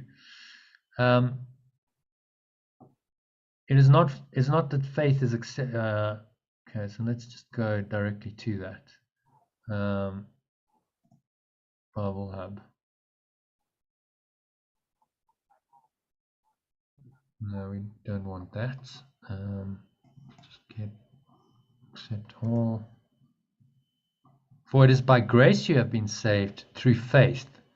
And this is not from yourselves, it is the gift of God.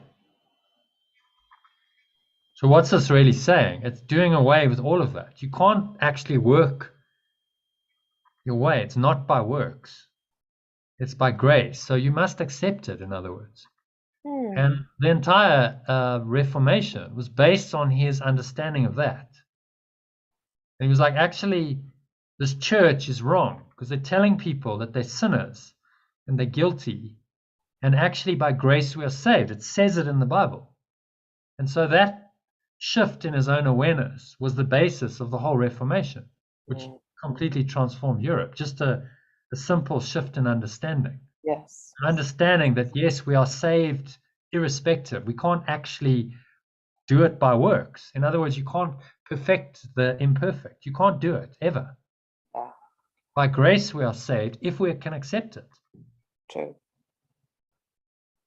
If we can accept it, yeah. And that was the basis of that whole, revolution in consciousness that was the Reformation, and then that led to the Renaissance, and it was actually a movement towards this, to saying, actually, this thought system that the Catholic Church has set up is just a dead end. It's never going to work. By grace, and it's actually in the Bible. It's made it in to the Bible. They just didn't see it because they didn't want to see it. And so he just reinterpreted it and said, no, actually it's saying here, by grace we are saved.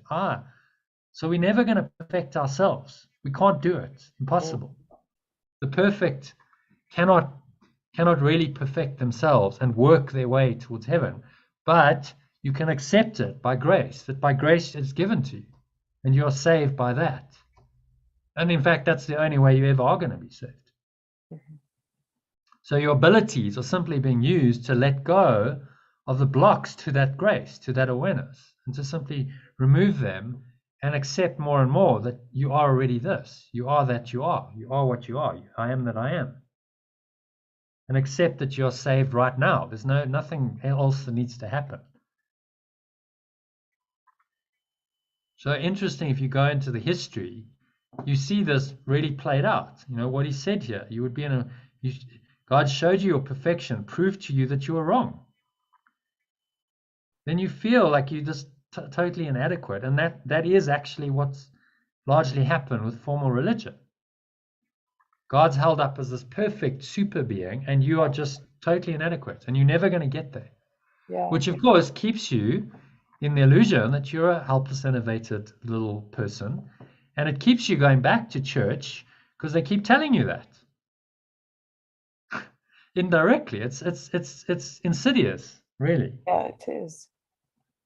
So you go there to apparently, worship God, some, super being outside of you, and you feel inadequate. And in fact, you're denying the very perfection that you are through this whole process, which is why religion doesn't really work. No, it does not. Formal religion, anyway. The only way you're ever going to get there is if you accept it, that you are that. Yeah. I am that I am. I am that presence, and there's nothing I can really do to make myself worthy. Yeah. By grace, this is the idea of grace. By grace, I'm saved.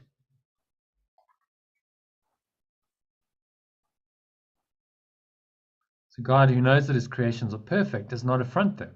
He's never going to tell you you're wrong. Pure formless awareness does not affront you. It never tells you you're wrong. This would be as impossible as the ego's notion that it has affronted it.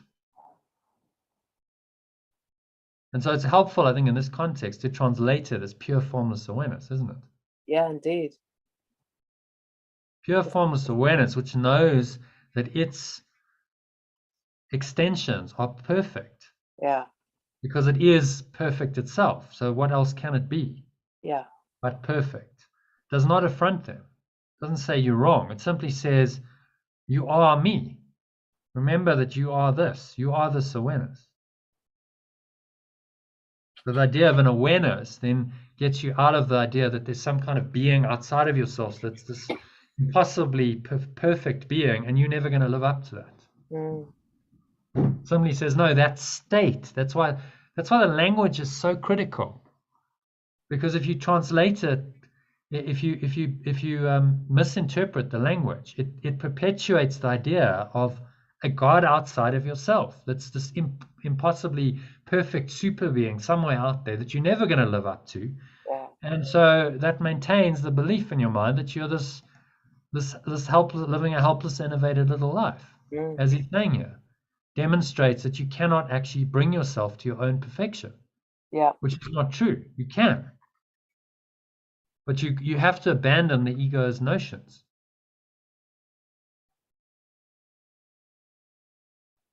And simply accept that you are this awareness. By grace. That awareness is your awareness. By grace, given to you. Always has been, always will be true. You simply have to accept it. What could be simpler? And yet we've got all these, these crazy notions that the ego has introduced to block our awareness of that. So that we don't know that we're pure formless awareness. So that we continue in the belief that we're a helpless, innovated little life, trying forever to get there and never succeeding. And that's just so depressing. Yeah. Fortunately, Jesus is giving us a very quick way out. Look, just accept this. Drop your resistance, let go of these ridiculous beliefs that are blocking this awareness, and accept it, that this is what you are. Yeah. Okay, number 11. Happy to move on. Yeah. Does That that make sense now? it is much clearer. Yeah, Hmm. much clearer. Good. That Can is you why. explain it back to me? Pardon me? Can you explain it back to me?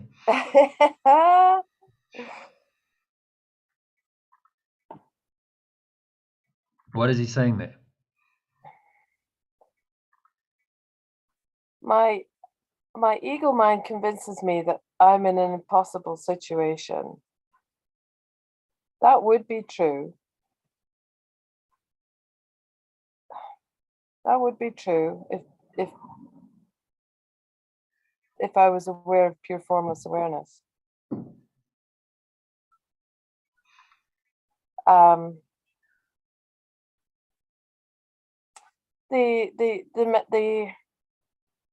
It would demonstrate that if I believe pure formless awareness was outside of me, then I would be helpless and needing help. And this is what ego is so brilliant at engaging with. But pure formless awareness knows that his creations are perfect because we are pure formless awareness.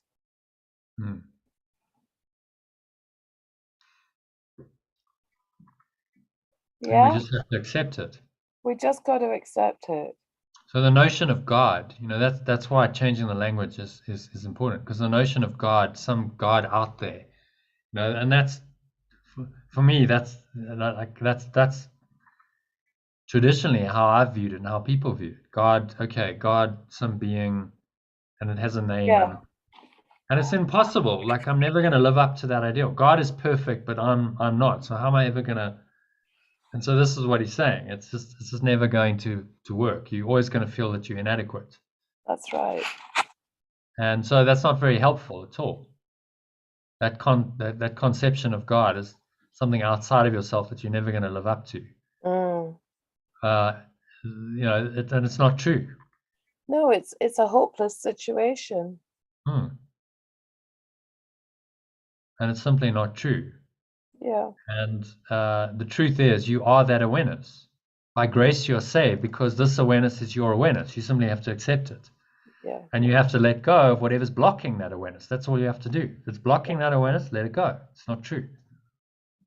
So you strip away everything that's not true, and you're left with what you are, which is your own true, pure, formless awareness.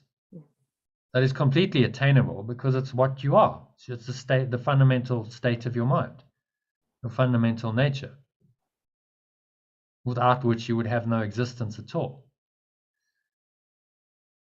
So a very different view of God, and we must accept that in order to be saved. Otherwise, you keep trying and trying and trying within the ego's framework of what God is, and it's never going to work. Yeah. Ultimately frustrating. Okay.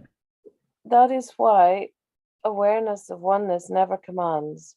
To command is to assume inequality, which the awareness of oneness demonstrates does not exist. Fidelity to premises is a law of mind, and everything pure formless awareness creates is faithful to its laws. Fidelity to other laws is also possible, however, not because the laws are true, but because you made them. What would be gained if pure formless awareness proved to you that you have thought insanely? Can pure formless awareness lose its own certainty? I have frequently said that what you teach, you are. Would you have pure formless awareness teach you that you have sinned? If it confronted the self you made with the truth it created for you, what could you be but afraid? You would doubt your right mind, which is the only place where you can find the sanity it gave you. Yeah. So he tells us that we are all one and the same because of the Holy Spirit or pure awareness of oneness put itself in the situation of being above, then that immediately establishes a hierarchy. Fidelity to premises is a law of mind. That's a new phrase for me. Fidelity would mean a loyalty to premises. Is everything. Premises is a law of mind. Okay. So whatever you believe, your premises. You believe separation is true, then the ego is faithful to that premise. Got it. Separation. And in the same way, the Holy Spirit is faithful only to the premise of oneness. Yes. And there's only two premises. I'm one or I'm separate. Separation, oneness. Those are the premises. Yeah. Got it. Kenneth, why don't you try some silver? Yeah. He's spluttering now. I can hear, yeah. Yeah.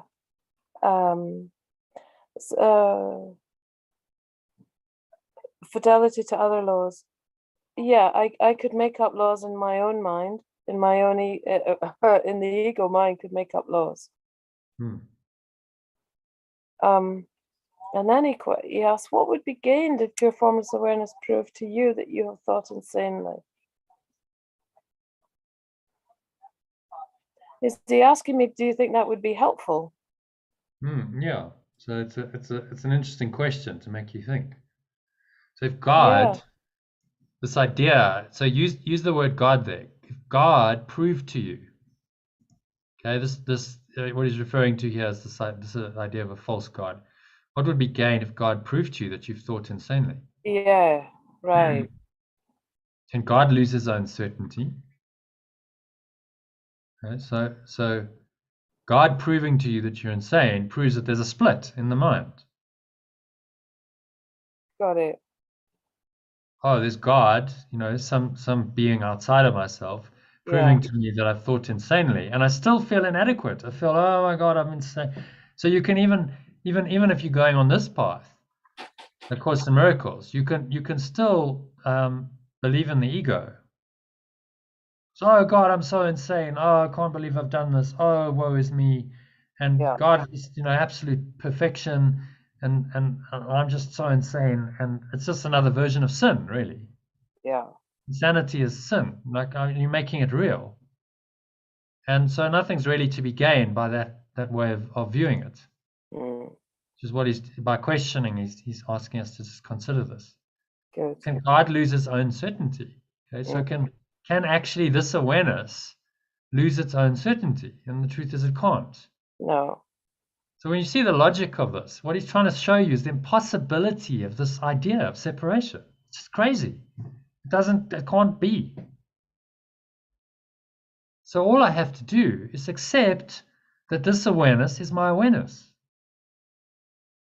And there's no judgment there. So this implies judgment.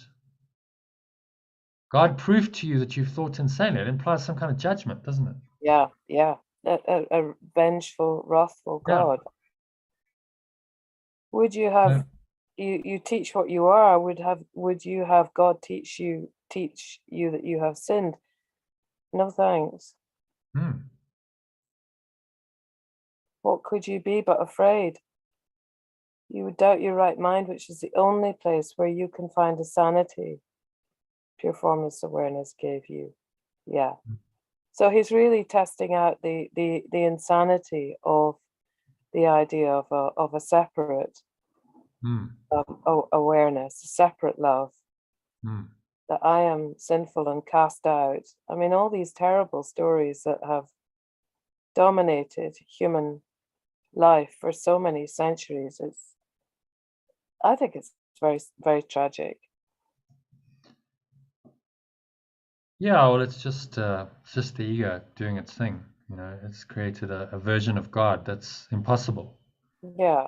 And put us in an impossible situation and said, well, salvation lies there, but you're never going to find it. Which is why so many people are searching outside of formal religion. It's like, okay, well, this hasn't worked. At last, thank God. Thank goodness. That. Well, I think they always have been, but for I suppose centuries, it was a social construct, it was the matrix, it was the dominant paradigm.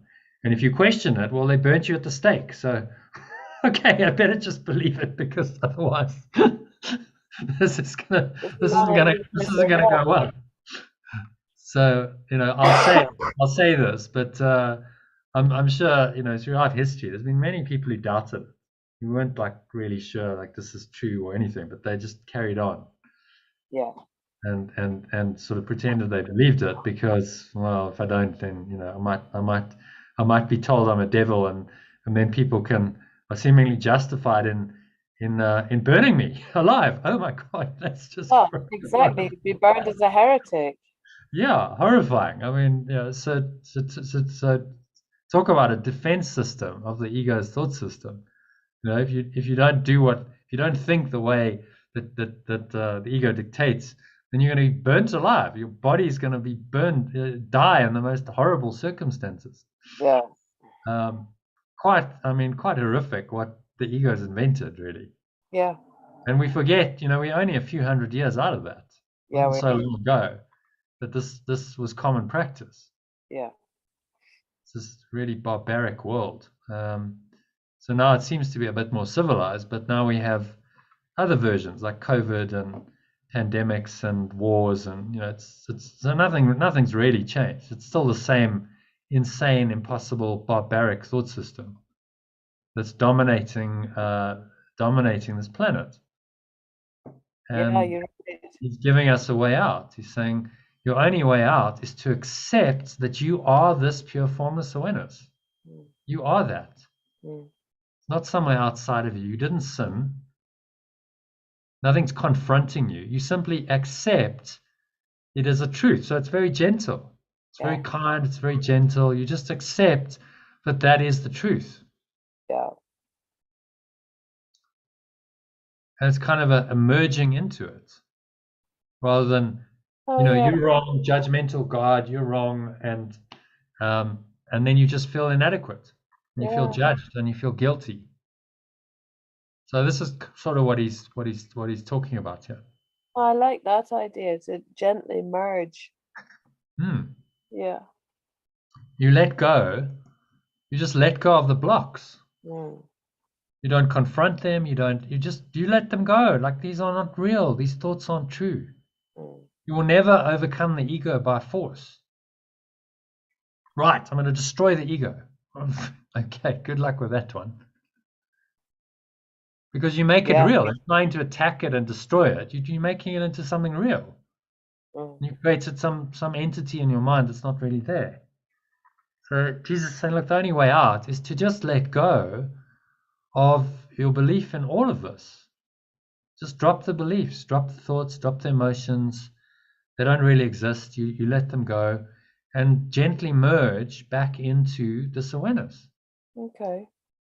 Which arises more and more as you let go. And eventually God takes the final step in that, okay, you've let go of all the obstacles. There's nothing left. And so that awareness just is your awareness then. And you're back in that awareness, which is what you always were. And the insane idea has simply disappeared from your mind. Does that make sense in this context? Yeah. And so then there's none of this doubting your right mind and God's judging me, and that's creating separation in your mind. It's just a gentle merging into this awareness. This awareness becomes your awareness more and more, as you progress on this path. And it's very kind and very gentle and very loving, because you're just becoming aware of the love that you are. No judgment, no sin, none of the insanity of the ego can touch that. That's beautiful. Yeah. It's a nice interpretation, I think, of what he's saying. Okay. All right, number 12. Pure formless awareness does not teach. To teach is to imply a lack, which pure formless awareness knows is not there. Pure formless awareness is not conflicted. Teaching aims at change, but pure formless awareness created only the changeless. The separation was not a loss of perfection, but a failure in communication. A harsh and strident form of communication arose as the ego's voice. It could not shatter the peace of pure formless awareness, but it could shatter yours. Pure formless awareness did not blot it out, because to eradicate it would be to attack it. Being questioned, it did not question. It merely gave the answer. Its answer is your teacher. Wow. So, pure formless awareness does not teach, because if it did, that would imply that there was a lack in me, or yeah, there is not. Because I am the pure formless awareness. It created only the changeless, timeless, ageless, just the I am, the oneness. That's why the name of God is so interesting. The first, like going way back 1,300 years before Christ. Okay, so one of the first things that was written down, the name of God was I am that I am. Yeah. It was the name that God gave to Moses and said, tell them that I am sent you. Lovely. And yet that then got, you think of then how the Judaic religion developed. It was like, no, God's out there. There's this God, wrathful, vengeful God, etc. And he said to Moses, I am that I am. This is what I am. Yeah. That's a clear pointer to, God is within you. It's your own awareness. It's the I am awareness that knows itself as awareness, as life itself.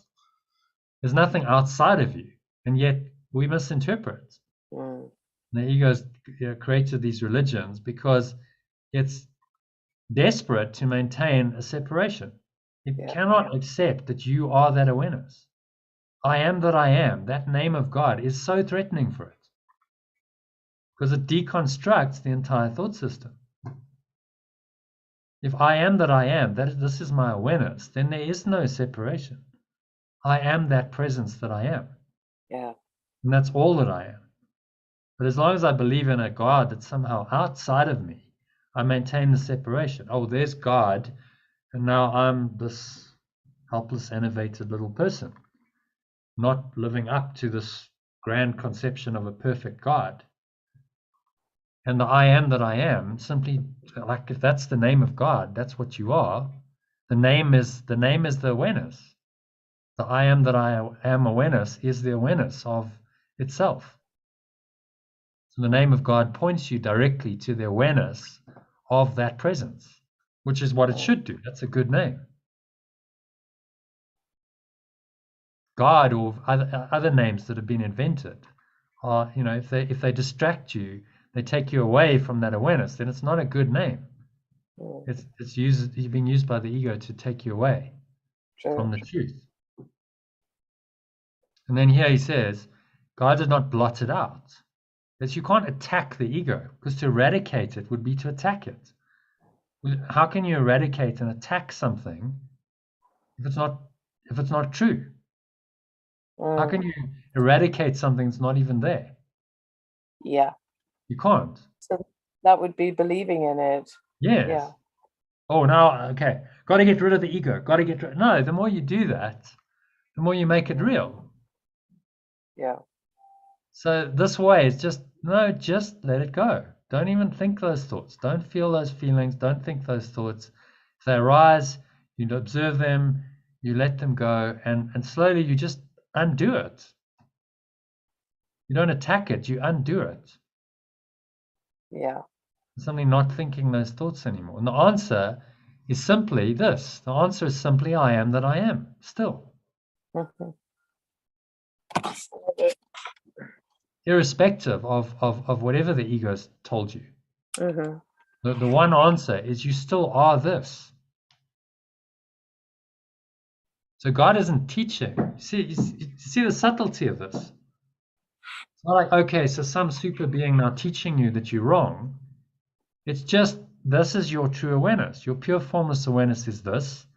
And you're going to bring yourself back to that awareness. Mm. And that awareness then becomes your teacher. Mm. As he's saying, the remembrance of oneness. You merely gave the answer, okay? The answer is I am that I am. You are still that awareness. That awareness is still there. And so that awareness became your teacher. The remembrance of that awareness is your teacher, the Holy Spirit. Yeah. Yeah. And so now everything is just being referenced back. And this is not a harsh, strident voice, not telling you you're wrong. It's simply a reference point. And you reference everything back to that and say, okay, well, from that perspective of oneness, if I look at everything from that perspective, then none of this is true. I can see that. This awareness of oneness is what's true. So I keep referencing to that, and that becomes my teacher. Yeah. In a very kind of subtle, gentle, kind way. Mm. Not you're wrong, you're bad. No, just bring your mind back to this awareness. No matter what, bring yourself back to this awareness. Yeah. No one's judging you. No one's telling you have to do it. No one's telling you an evil sinner. Just bring yourself back to this awareness, because this is the only place you're going to find happiness and peace. Everything else, you're not going to be happy and peaceful. So you choose this. You choose to willingly bring yourself back to this awareness, because you realize nothing else is going to work. If I ever want to find peace and happiness, I must accept this awareness as my awareness. Yeah.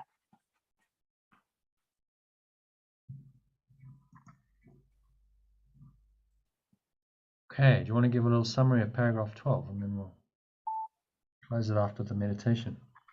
Mm.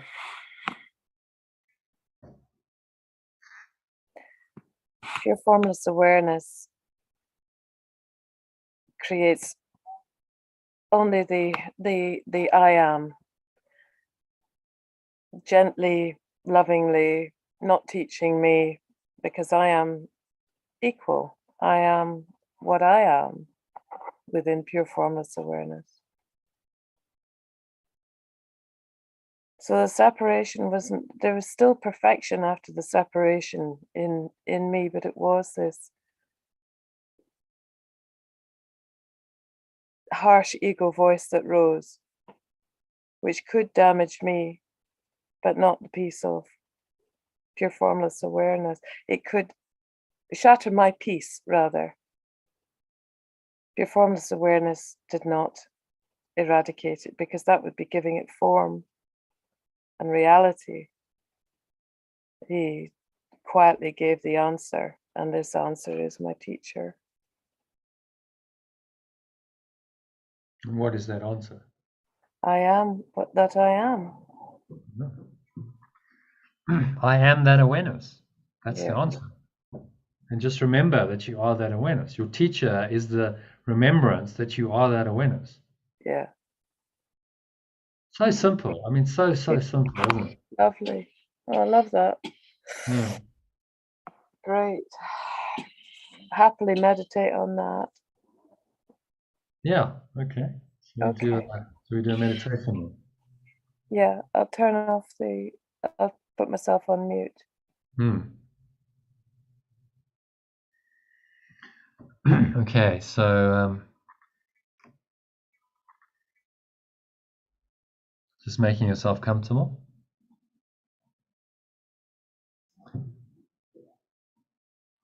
Sitting with your feet shoulder width apart, back straight, cup your hands in your lap,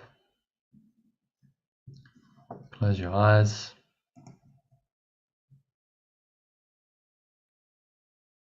And start off with a Nice deep breath in through the nose.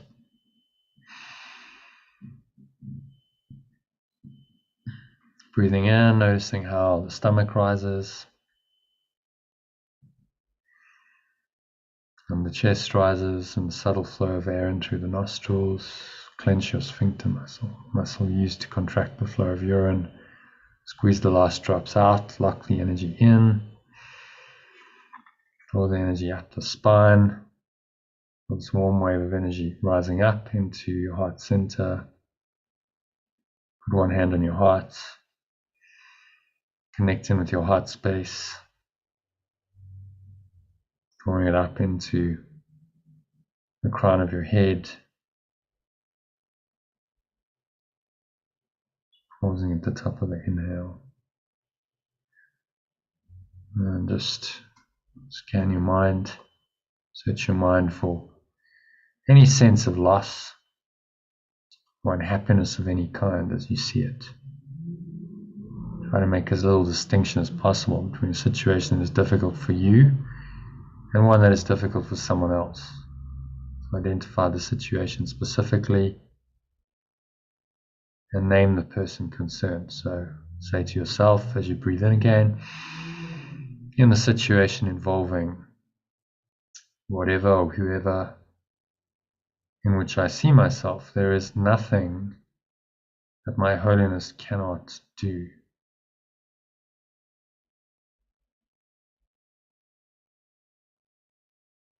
Feel the truth of that, power of that.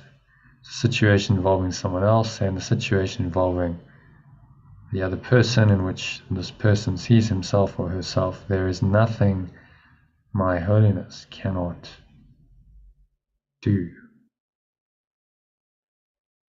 And you exhale and have a sense of just releasing any blocks, thoughts, emotions, sensations in the body that do not feel pleasant, feel they're related or connected to this negative thought, situation you brought to mind. Just blow them away with the breeze of your breath to the nothingness they really are.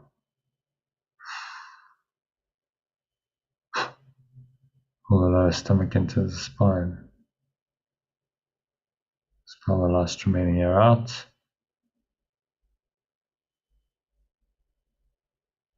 Rest here for a few moments in the peaceful presence we call holiness.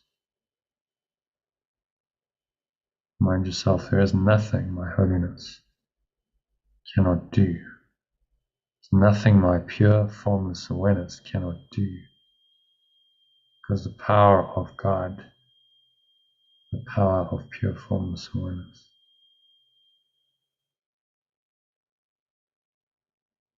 power is with me, in me now. So just breathing in and out through your nose, observing subtle sensations of the breath flowing into the nostrils and out of the nostrils.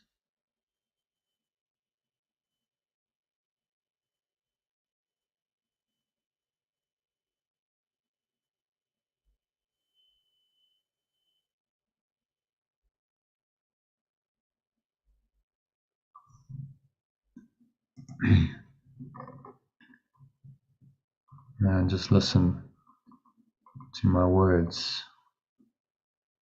I'll read you this lesson, this section of the text. Just allow the words to kind of flow in to your mind.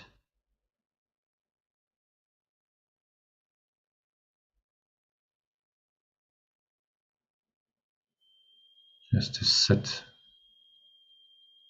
no judgment of them, just allow them in to this empty, open, spacious awareness. Keep watching your breath, just observing the breath flowing into the nose and the breath flowing out.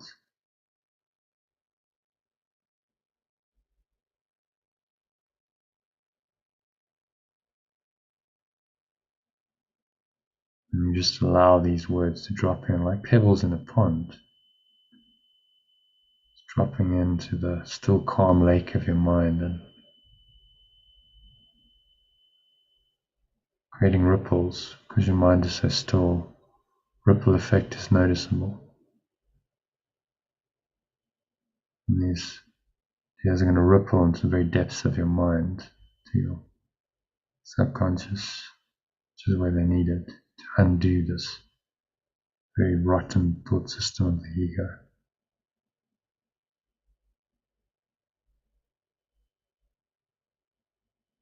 So keep watching your breath, observing the breath just happening to you, through you, and for you, going in and out through your nostrils. Keep some awareness on the breath. And then just let these words flow in and drop in and reveal their meaning. Try and feel into the words, to the energy of them.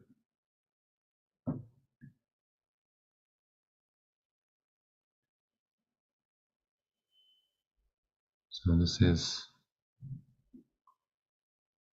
section 4, chapter 6, the only answer. And Jesus says to us, remember that the Holy Spirit, the awareness of oneness, is the answer, not the question. The ego always speaks first. It's capricious and does not mean its maker well. It believes, and correctly, that its maker may withdraw his support from it at any moment.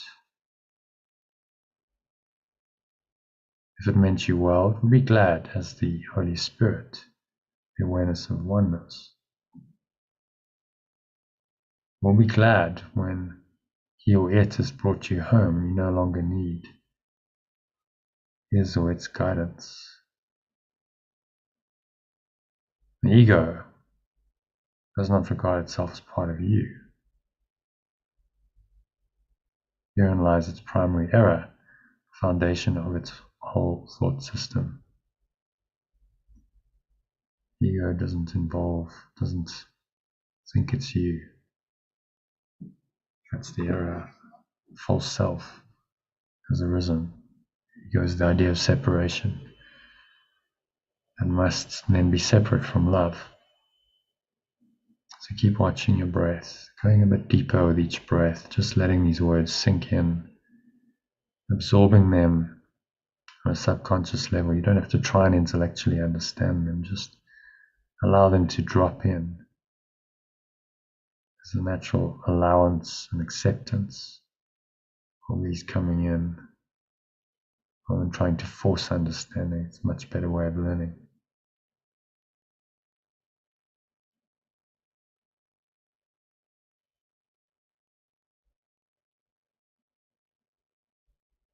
So when God or love, pure formless awareness, created you, he or it made you part of him or it. You are part of pure formless awareness. That's why attack within the kingdom, in the state of pure formless awareness, is impossible. Because that's all that's there. There's only the awareness of itself. There is nothing else to be aware of. So attack is impossible. You made the ego without love, and so it does not love you. You could not remain within the kingdom, the state of pure formless awareness, without love. And since the kingdom, the state of pure formless awareness, is love, you believe that you are without it. This is the ego's crazy reality. This enables the ego to regard itself as separate and outside its maker, thus speaking for the part of your mind that believes you are separate and outside the mind of God, the mind of pure formless awareness. You think you're outside, you think you're separate. Identify with the body. And then the ego raised the first question that was ever asked, but one it can never answer. That question, what are you, was the beginning of doubt. The ego has never answered any question since, although it has raised a great many. The most inventive activities of the ego have never done more than obscure the question. Because you have the answer, the ego is afraid of you. And just ponder that. You have the answer. It's all in you.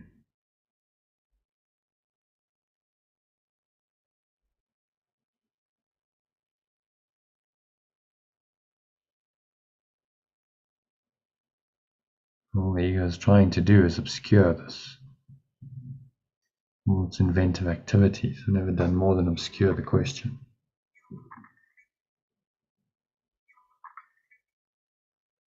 Because we have the answer and the ego is afraid of the answer. You cannot understand the conflict between the ego and the Holy Spirit, the awareness of oneness, until you fully understand the basic fact. The ego cannot know anything. The ego is clueless, in other words.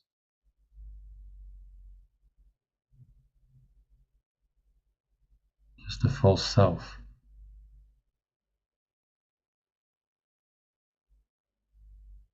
The Holy Spirit, the remembrance of oneness, does not speak first, but he or it always answers. Everyone is called upon him or it for help at one time or another, in one way or another, and has been answered. Once the Holy Spirit, the awareness of oneness, answers truly, it answers for all time.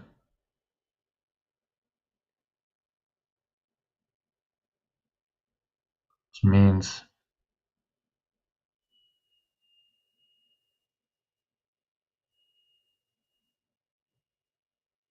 that everyone has the answer right now. So just drop into your awareness, watch your breath, scan your mind and notice the holiness that is there. The holiness is the pure formless awareness. The I am presence. Notice that that is there right now. So you have the answer right now because this presence is the answer to everything. We have one problem, that is a perceptual problem. We perceive from a basis, a premise of separation.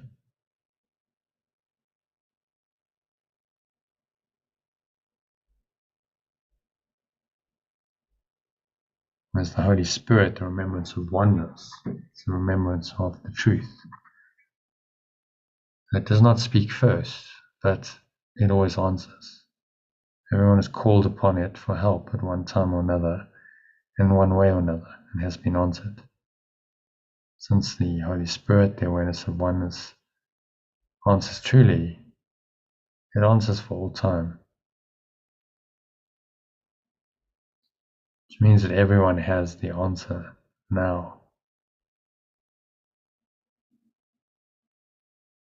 So feel the certainty of that. Feel yourself dropping into this awareness.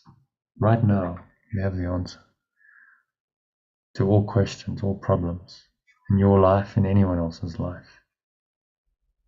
There's nothing your holiness cannot do. It's the answer to the only question that the ego ever asks. What am I? The Holy Spirit merely answers.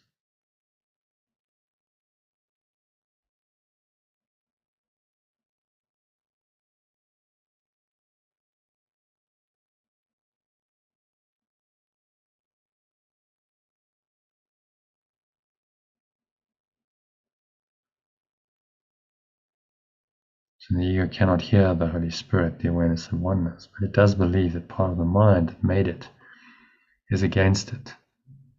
It interprets this as a justification for attacking its maker. It believes that the best defense is attack and wants you to believe it.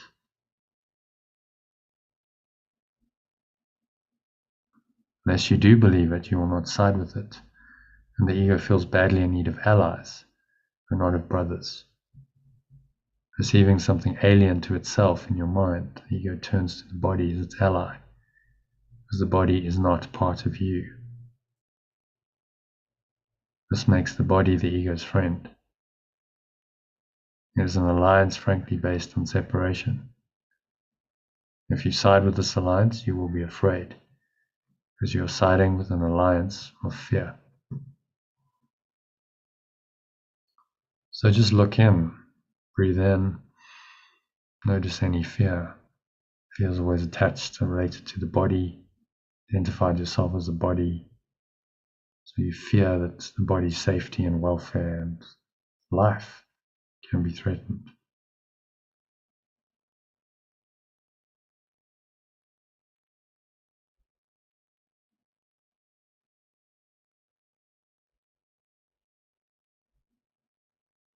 So feel that peace beyond fear, beyond the body, sink into it deeply.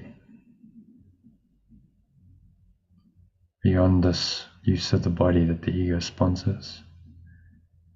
It uses the body to conspire against your mind,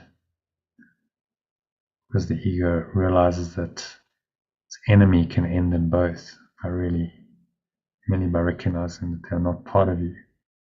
So they join in the attack together, the ego and the body. So just observe any body sensations that seem to be attacking, seem to be painful or unpleasant. Realize that this is a very strange perception. It's perhaps the strangest perception of all, says Jesus.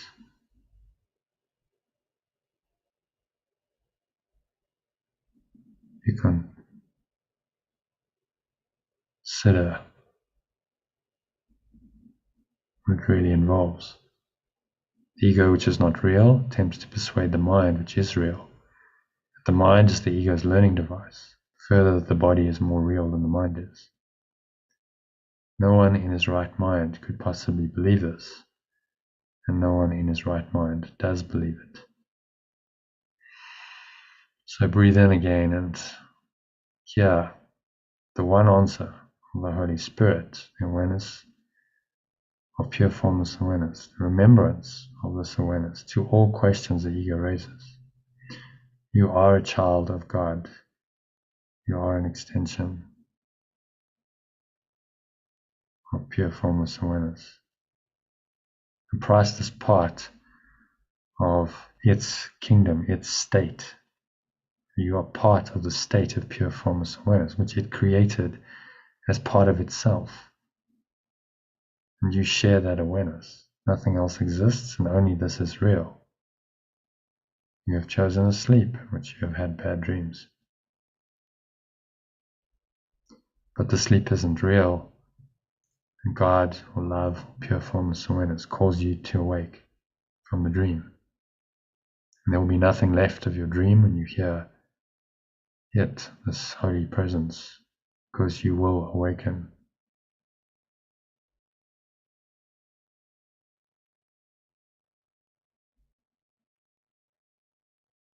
Your dreams contain many of the ego's symbols, and they have confused you. Yet this was only because you were asleep and did not know. When you wake, you will see the truth around you and in you.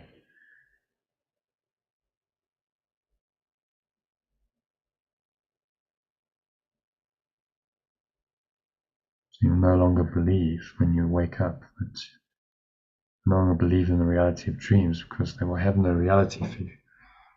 Yet the kingdom, the state of pure formless awareness, that is the kingdom of heaven in you, all that you have created there, all the love and the peace and the joy, will have great reality for you, because they are beautiful and true.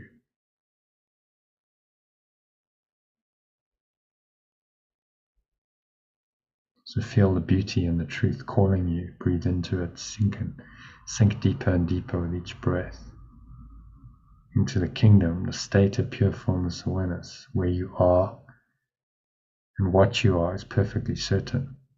There is no doubt, because the first question was never asked. First question being, what are you? This was the ego in response to its insane idea of being separate from what you truly are. So having finally been wholly answered, it has never been.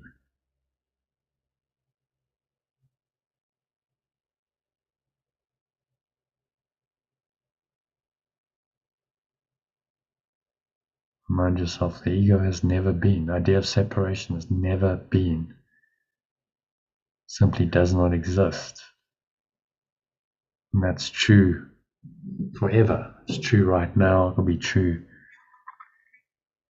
10 years in the future, it was true 10 million years in the past, because being alone lives in the kingdom, in the state of pure formless awareness, where everything lives in God, in love, without question. Time spent in questioning in the dream is given way to creation and to its eternity. So I have a sense of sinking inward, deeper and deeper with each breath, into the creation, which is really just a state of mind, a feeling of being one.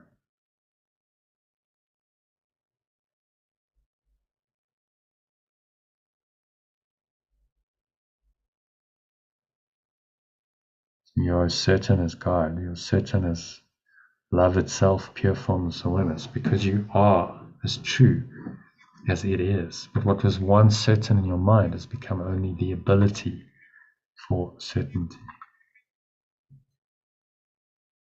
Introduction of abilities into being was the beginning of uncertainty.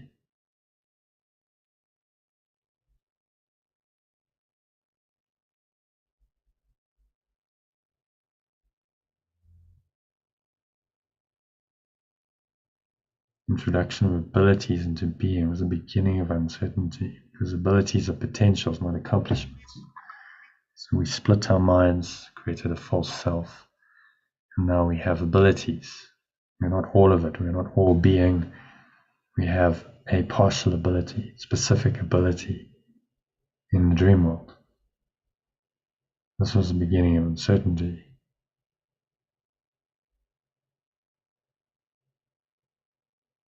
Because abilities are potentials, not accomplishments. Your abilities are useless in the presence of God's accomplishments, love's accomplishments, and also of yours.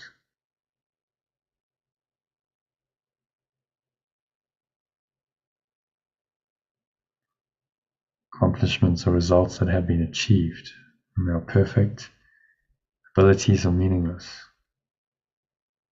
It's curious that the perfect must now be perfected. In fact, it is impossible.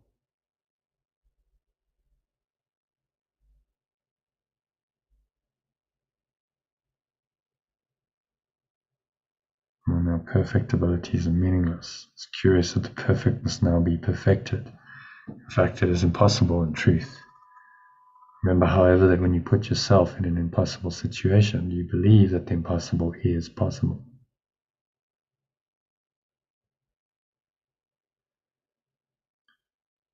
Abilities must be developed before you can use them. This is not true of anything that God or love created. It is the kindest solution to what you made.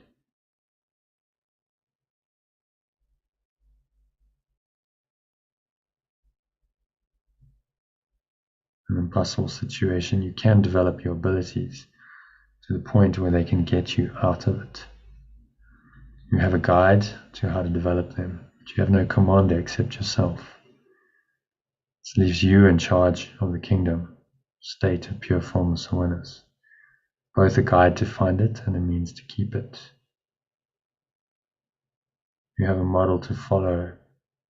It will strengthen your command and never detract from it in any way. You therefore retain the central place in your imagined enslavement, which in itself demonstrates that you are not enslaved. Keep watching your breath, sinking deeper, letting these words just permeate in on another level, the feeling level. You're feeling the truth of them. You're feeling the call into your pure formless awareness beyond the concept of God, some kind of external concept. Lies the truth of your pure formless awareness. You can experience that right now. So you are in an impossible situation only because you think it is possible to be in one.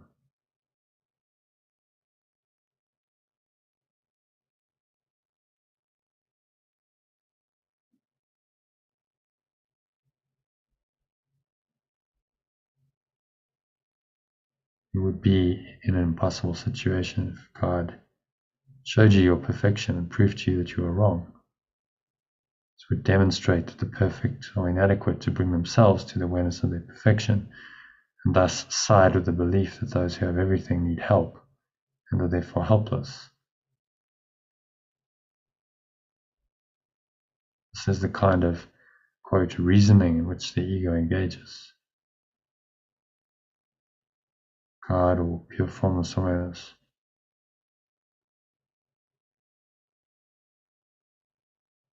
who knows, which knows that his or its creations are perfect, does not affront them. This would be as impossible as the ego's notion that it has affronted him or it. The ego cannot affront pure formless awareness.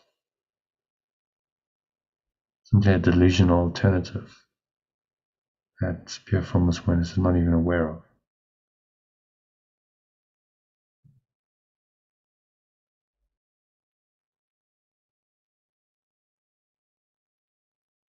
So this would demonstrate that you are perfect or inadequate to bring themselves to awareness of their perfection, and thus side with the belief those who have everything need help and are therefore helpless.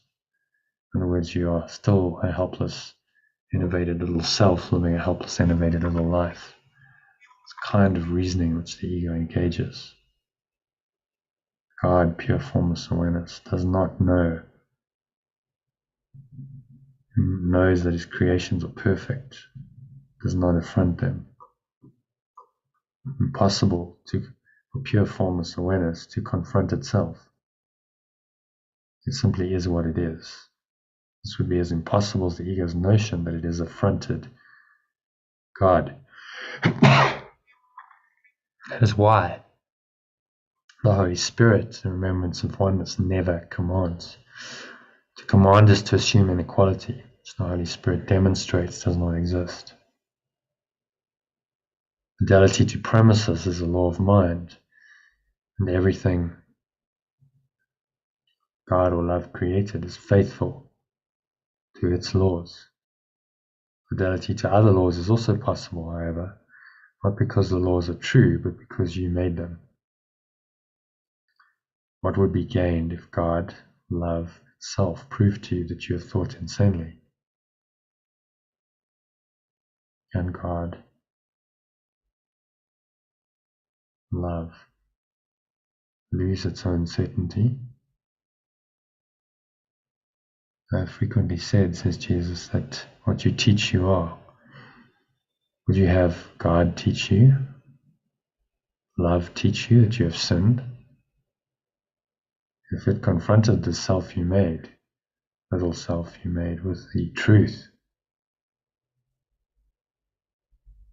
He created for you, what could you be but afraid? And you would doubt your right mind, which is the only place where you can find the sanity He gave you, it gave you.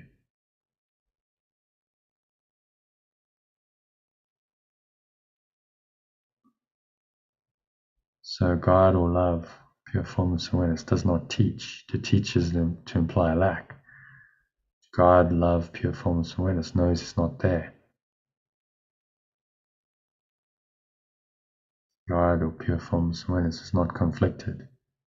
Teaching aims at change, but God or love created only the changeless. Separation was not a loss of perfection, but a failure in communication. We failed to communicate with our own true awareness. That's what the separation was. A harsh and strident form of communication arose as the ego's voice.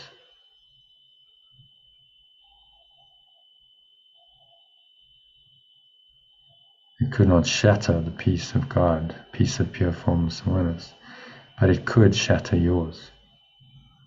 God, love, did not blot it out, because to eradicate it would be to attack it. Being questioned, He did not question.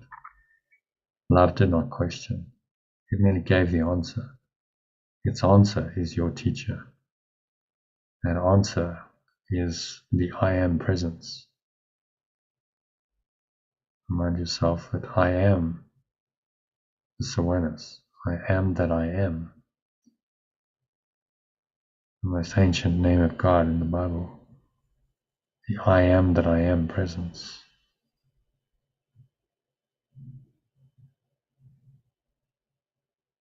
So sink into the answer, not as something intellectual, but as an experience. Remind yourself that I am that I am. There is no other. I am all of it. I am pure formless awareness. Right now, there is nothing else to think about. Pure formless awareness does not need to think in subject-object terms. It simply is complete unto itself, complete and whole and perfect.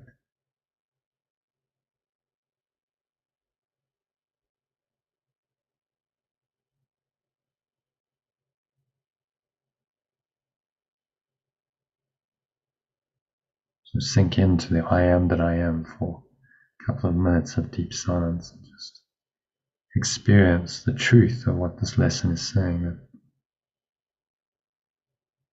you don't need to be taught, not some force outside of you, God, the Holy Spirit, that's teaching you how to accept this.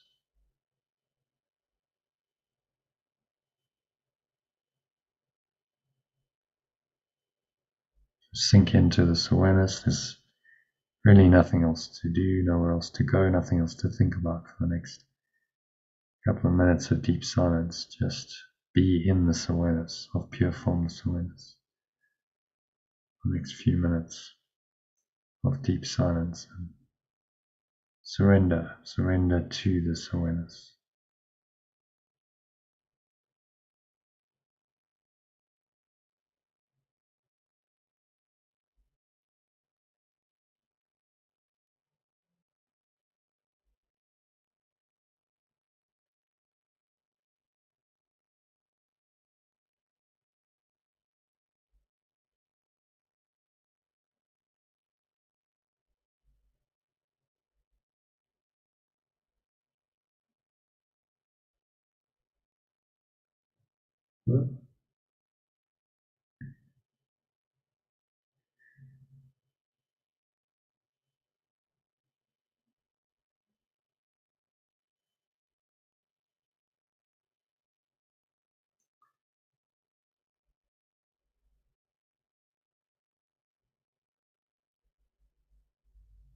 And if any thoughts arise, just observe them casually.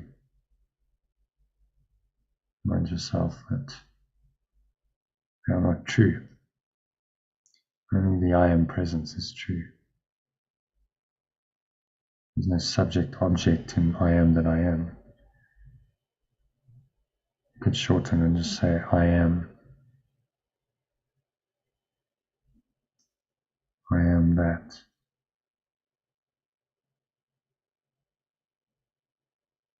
With self-awareness. Nothing else to be aware of.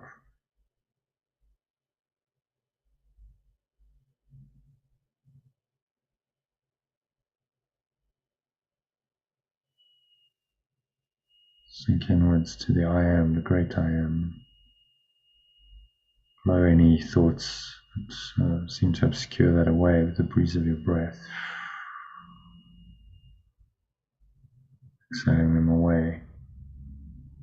Have a sense of dropping into it. Just allowing your mind to go there deeper and deeper.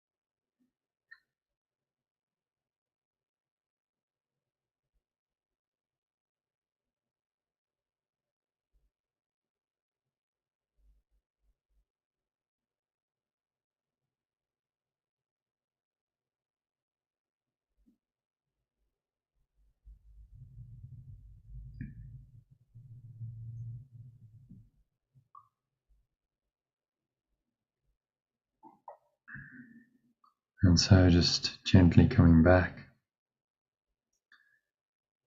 from this deep I am presence into awareness of the body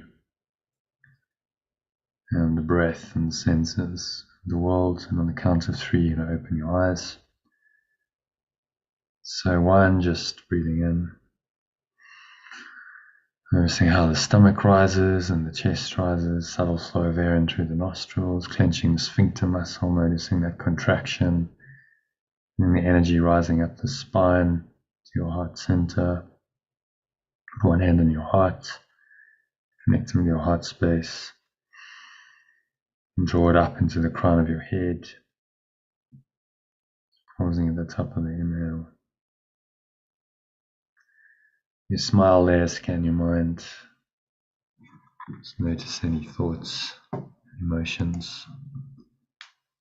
Anything that's difficult, search your mind, notice any sense of loss or unhappiness of any kind as you see it. If there's anything there, remind yourself in the situation involving whatever it is, whoever it is in which I see myself, there is nothing that my holiness, this I am presence, hopefully you connect with quite deeply, cannot do. Situation involving someone else in which that person sees himself or herself. There is nothing my holiness cannot do. Exhale and just blow out those thoughts and emotions. Let them go to the nothingness they are. Notice the energy subsiding back down from the crown of your head down into the lower stomach and the groin. Blow it all out. Pull the lower stomach into the spine. Expel the last remaining air out. Just rest here in the peace and the stillness of pure formless awareness for a few moments. Find yourself, there is nothing my holiness or my pure formless awareness cannot do, because the power of God or love or pure formless awareness is in it. Let that speak to your heart. Anchor this state in the rest of the evening. It's expanded awareness. Just by noticing it, starts to become more and more your default awareness. You anchor the state in, to use NLP terms. So just anchor it in, lock it into your awareness for the rest of the evening and on into tomorrow. So it is said, so it is done. So on the count of 2, just notice the weight of your body pressing down into the chair, your feet touching the ground. Notice as you breathe in, noticing any smell in your nose, any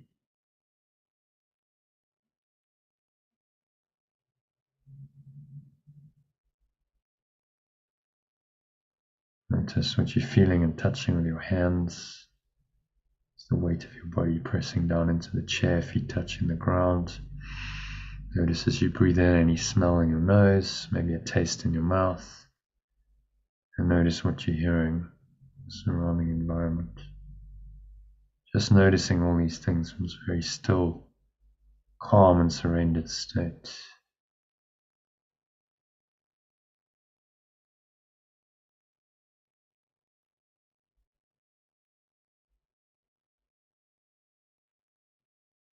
Nothing else to do, nowhere else to go. Just remain in that state even when you open your eyes. So on the count of 3, open your eyes. Take a minute just to look around gently. Looking at the world from your holiness. Remind yourself, there is nothing that holiness cannot do. Because the power of God lies in it. The power of love, the power of my pure formless awareness that is beyond all form lies in it. And one more time, there is nothing my holiness cannot do. So stay in the state for the rest of the evening. You can practice today's lesson one more time if you want, using one of the recordings I've sent you before bed. And that brings us to the end of the meditation and the session. So thank you, Iona, for staying until the end. And I hope that was a good session. I hope you enjoyed the meditation. And namaste. Namaste, John. Thank you. Good night. Okay. Night. Sleep well. Thank you.